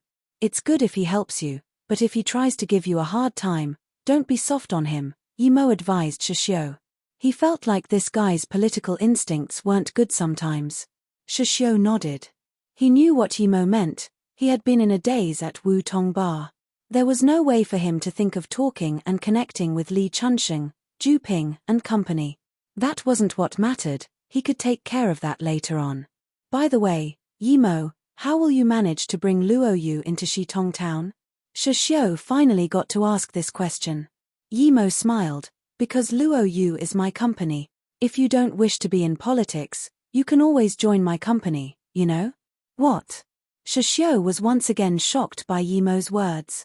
How could he not know about Luo Yu Corporation? It was even better than a money printing machine. After a long while, Shishio sighed. "Yimo, I didn't think you could make so big an achievement in such a short time. I really am proud of you." Yimo touched his chin speechlessly. If it wasn't for collecting herbs, he really wouldn't have created such a company. That company meant nothing to him. "Yimo, I'd like to go to Beijing and have a look," Shishio said with a sliver of struggle in his eyes. Yimo knew what Shishio was thinking about. His Tan, she was studying in Beijing. Even when the tables turned for him, he couldn't dump the girl he liked, even though she had betrayed him. "Need me to go with you?" If it had been before, Yimo would have tried to persuade Shishio to give up. What's the point of having such a woman? He hated women who committed betrayal the most. Yet now, he didn't stop him. Tan was to Shishio like Ning Qingxue was to him. Although Ning Qingxue had forgotten about all that had happened between them and even detested him, Yimo couldn't forget about her. This was still different from betrayal, but he could understand how Shishio was feeling. "Why aren't you stopping me from looking for Tan?" Shishio looked at Yimo strangely. He thought Yimo would stop him from looking for such a woman for sure. Although he knew that he shouldn't go look for her, he couldn't help it. When he was going through the toughest time of his life, Tan hadn't betrayed him. He couldn't understand why when things had gotten better, she did betray him. I think she might have had something in mind. Yimo sunk into silence. He suddenly badly wanted to go see Ning Qingxue. Perhaps he should really have a good talk with her. Luo Ying seemed to have disappeared. If Ning Qingxue left him too, he would truly feel lonely. So what if she didn't remember? At least he remembered how Ning Qingxue had gone looking for him all by herself in Shennong. "Go check up on her then," Yimo murmured as though giving himself some excuse. "I think you won't have to go to her school. Tan is in that sports car from before." Yimo pointed at a red sports car not far away. Shishio exclaimed and immediately recognized that was the one Tan had gotten on. He didn't even think before stopping a taxi and following. Yimo was afraid something would happen to Shishio, so he followed behind as well. The red sports car drove for a bit longer, stopping outside a bar. Yimo somehow felt this bar to be familiar, and he soon remembered. This was the bar he had come to with Yun Bing. Yun Bing had rushed into this bar, and then later on he had seen Nai Shuangshuang and Zhui Yangqing. After the red car pulled over, that fat guy pulled Tan Tan into the bar. Yimo saw Shishio clench his fists and walk in. He sighed and followed. Before the door even closed, the fat man's voice sounded, "Song Xiaotan, how can you believe you're worth that much? You're just a worn shoe." Bang! The door was shut and there seemed to be the scream of a girl. Shishio couldn't resist it anymore and kicked the door open. The girl called Tan Tan already had a red palm mark on her face, and her clothes were also ripped. But the fat man didn't have it easy either. He had had an ashtray smashed to his head. The two seemed to be arguing over money. "Why are you here? Piss off, leave." Song Xiaotan saw Shishio with a green face and yelled hysterically. She didn't want Shishio to see her like that. Shishio didn't say anything and just smashed down on the fat man's head with the trash can next to him. The fat man tossed Song Xiaotan to the floor and charged at Shishio. Seeing that the fat guy was about to hit Shishio, Song Xiaotan went crazy and started smacking the fat man's head with the ashtray. Yimo witnessed the scene and was speechless. The security at the bar soon came, pulling them apart. "Yimo, you're here too?" Shishio noticed Yimo. Yimo nodded and didn't speak, because there was also police here. What happened? Just when the short policeman started saying a few words, his voice quietened down. He recognized Yimo. He still remembered clearly what happened a year ago. Yimo had told him to piss off, and if his mate hadn't told him to leave, perhaps he would be in jail now. Today, he saw the person he didn't want to see the most again. The fat man wiped the blood from his head and pointed at Song Xiaotan. "This bitch is cheating me out of 480k and smashed my head with an ashtray. Tell us properly." The policeman next to the short one looked strangely at his partner. This was the first time he had seen his partner act so lame. The fat man calmed himself and relayed, "She agreed to sleep with me, but before getting in bed, she asked me to give her 480k. What woman is worth that much money for one night?" "So this means you're hiring a prostitute?" the police officer asked casually. He saw his partner look fearfully at Yimo, and Yimo stood by Shishio's side. It was obvious he was involved in the fight, so when he started questioning, he sided with Song Xiaotan. The fat man immediately screamed, "No, we mutually agreed to this." "Since it's a mutual agreement, why are her clothes ripped apart?" the officer continued asking. The fat man was at a loss for words but still quickly said, "Asking for that much money, of course I disagreed." "So you were going to rape her instead?" The short policeman came back to his senses and asked seriously. "Why are you interrogating me like this? Do you believe me when I say I can pull that uniform off of you?" The fat man got angry and yelled. Shishio walked in front of Song Xiaotan and pulled her up. He asked with red eyes, "Tan Tan, are you trying to get 480k to pay back my debt?" Song Xiaotan looked down and just kept rubbing her eyes, not saying anything. Yimo's instincts told him that the fatty was lying. His eyes were shaky while he was denouncing the officers, and he obviously didn't want this to get too big. Yimo's instincts told him that the fatty was lying. His eyes were shaky while he was denouncing the officers, and he obviously didn't want this to get too big. Yimo waved to the short policeman, and he hurriedly came over. "1 year ago, I said there was something wrong with this bar. Didn't I tell you to investigate? Why is it still here?" Yimo's tone was unhappy. The short police officer quickly explained, "This bar has been sealed already, but a few months ago, it was sold to a merchant from Wen State. This isn't the same bar as before." Yimo nodded and walked up to the fat man. He slapped him on the head and asked, "What is it you wanted to do bringing Song Xiaotan here?" The fat man hesitated and replied, "I wanted to have a go on her and then sell her." "So it's a women trafficker." Song Xiaotan's face went pale. She had planned to get some money from the fatty to help Shishio pay off his debt, yet unexpectedly, she was almost sold. "Have you been doing this for a long time? How do you usually trick people?" Yimo asked again. Yes, I have been doing this for 3 years. Well, many girls just have to see my sports car for them to come with me.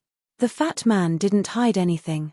Yimo kicked him flying away and then said to the 2 officers, "Take him away. I believe you know what to do." The 2 policemen looked at each other. They really didn't understand how Yimo had just asked 2 questions, and the fat man admitted to his crimes. If he were to go to the police station, what case wouldn't he be able to solve? Seeing the police take the fat man away, Shishio looked at Song Xiaotan, yet remained speechless and just sighed. He now knew that Song Xiaotan must have seen how he was being overly forced to repay the debt and wanted to help him. "Tan Tan, I'm about to be the vice-mayor of Shitong Town. Come back with me." Shishio couldn't find any better comforting words and just felt like he owed her a lot. "What did you say?" Song Xiaotan looked at Shishio in disbelief. Still, she knew that Shishio would never lie to her about something like this. Yimo left without disturbing them. He believed that Shishio would be able to deal with the follow-up. Although he didn't like how Song Xiaotan had done things, he could tell she was genuine in her feelings for Shishio. Yimo felt happy for him. When Yimo went to see Yi Ling and Yi Zifeng, he found out that Yi Ling had gone to Flowing Snake, because she was unhappy about not getting to see him last time. Yimo rested easy after knowing that she went there. After all, she would be much safer there than in Beijing. Flowing Snake was his territory. Yimo didn't hurry back to Flowing Snake and went to Yu State instead. He had decided to have a good chat with Ning Qingxue. If Lan Yu was still going to stop him, he would go back to Flowing Snake and then go check out the small world. Yu State was a big place originally, and now with the partner of Luo Yu, Fei Yu being there, it was getting even more populous. At this moment, Ning Zhongfei, who was supposed to be happy, was not happy at all. Although his wife had returned, his daughter had disappeared now and so did her plane. A passenger jet had vanished from sight for no reason, and the US had been attacked by aliens, so it came up with the Earth Protection Plan, suggesting the 200 countries in the world should immediately build an Earth defense base. But there are also people who disagree with its theory and think the US is worrying too much. Some state advisors have brought up that the missing jet case was similar to the ones that happened a few years ago. This time, there was a famous scientist aboard the plane, just like with the ones in the past. Some people even tallied all the disappearances and realized that in these last couple of years, the world had lost 100 or so famous scholars and scientists. Compared to that, Ning Zhongfei and his wife cared more about their missing daughter. "This is all my fault. If I had gone back with you to Beijing, this wouldn't have happened. Now, we don't even know whether Qingxue is dead or alive. Sigh, I thought she would be fine as long as Yimo left her, but now, these things are still happening." Lan Yu was very annoyed. Not only did she not get any business for the company by staying in the US, she had almost lost her life because of it. Although she was released for some strange reason, the whole experience still made her feel fear. "Yimo." Ning Zhongfei uttered this name and fell into silence. Then he said, "The young man I met in Beijing really does look like him, but the differences are also obvious at the same time." Lan Yu was stunned. "Are you saying that Yimo helped you and that's why Fei Yu got the spot?" Ning Zhongfei shook his head. "No, I just feel like that young man looks like Yimo, but Yimo was much shorter than him when I last saw him, and the shape of his face doesn't really look similar. That young man seemed to be much more handsome. On the other hand, I only saw him once when I made the marriage arrangement before. It's been so many years, I don't remember precisely how he looks." Lan Yu gave Ning Zhongfei a strange look. She was certain that the person her husband had seen had to be Yimo. He hadn't seen Yimo, but she had, and not too long ago at that. Yimo had changed so much compared to before, it was reasonable for her husband not to recognize him. "What's wrong?" Ning Zhongfei saw his wife's strange gaze and asked. Lan Yu sighed. "Zhongfei, should we tell Yimo about Qingxue going missing? Didn't you not want Qingxue to remember the past? You don't want them to be together, so why would you be telling Yimo about Qingxue's matters?" Ning Zhongfei asked doubtingly. Lan Yu fell into a long silence before saying, "I think I might have been wrong in the past. Since things have already happened, we can't stop them. I don't know why Qingxue only lost the memories related to Yimo, but it's obvious that her feelings for him are deep. I always thought that Qingxue had been hurt due to Yi Mo, but this time it obviously has nothing to do with him. Perhaps, this might just be her fate. Ning Zhongfei nodded. To be honest, I've been against you suppressing Qingxue from remembering the past all along. She has the right to get it back. But now that she's gone missing, what's the point of telling Yi Mo? It will just make him worry. Besides, you disagreed with their relationship when she was fine, and now, you want them be together when something has happened to her. That doesn't seem good. Lan Yu shook her head. Zhongfei, you don't understand Yi Mo. Although I don't understand him either, I wonder, why did the Song family stop pestering Qingxue? I suspect this has something to do with Yi Mo. It's just that because we left Beijing, there are a lot of things we don't know. So you want to tell Yi Mo so that he can think of a way. Think about this though, if even the US government couldn't find anything, what can Yi Mo achieve by himself? Ning Zhongfei commented. Lan Yu waved her hand, however, and said, first of all, Yi Mo is Qingxue's legal husband. It's not really okay to not tell him when she goes missing. Secondly, I suspect that the young man you saw in Beijing was Yi Mo otherwise, who would help our family for no reason. That was Yi Mo. Even if he was, what gives him the right to hand us the spot? Ning Zhongfei wondered in disbelief. Lan Yu said slowly, it's very easy to confirm whether or not that was Yi Mo. We just need to ask Li Mumei, she knows him. Or, we can find a picture of Yi Mo and then we'll know. Just when Ning Zhongfei was about to agree, Li Mumei came over. Her eyes were swollen red after finding out that Ning Qingxue had disappeared. She couldn't even sleep well. If it weren't for the fact that she didn't know where Yi Mo was, she would have told him already. Yet who would have thought that he'd come to U State today? She didn't dare tell him that Ning Qingxue had gone missing. She made him wait and was going to tell Lan Yu that Yi Mo had come. Yi Mo saw Li Mumei leave and felt strange. She seemed to have something on her mind, her eyes were even a bit red. Fei Yu had gotten the spot, so did she still seem unhappy? What? Mumei, you said that Yi Mo is here? Quick, tell him to come in. Lan Yu suddenly stood up.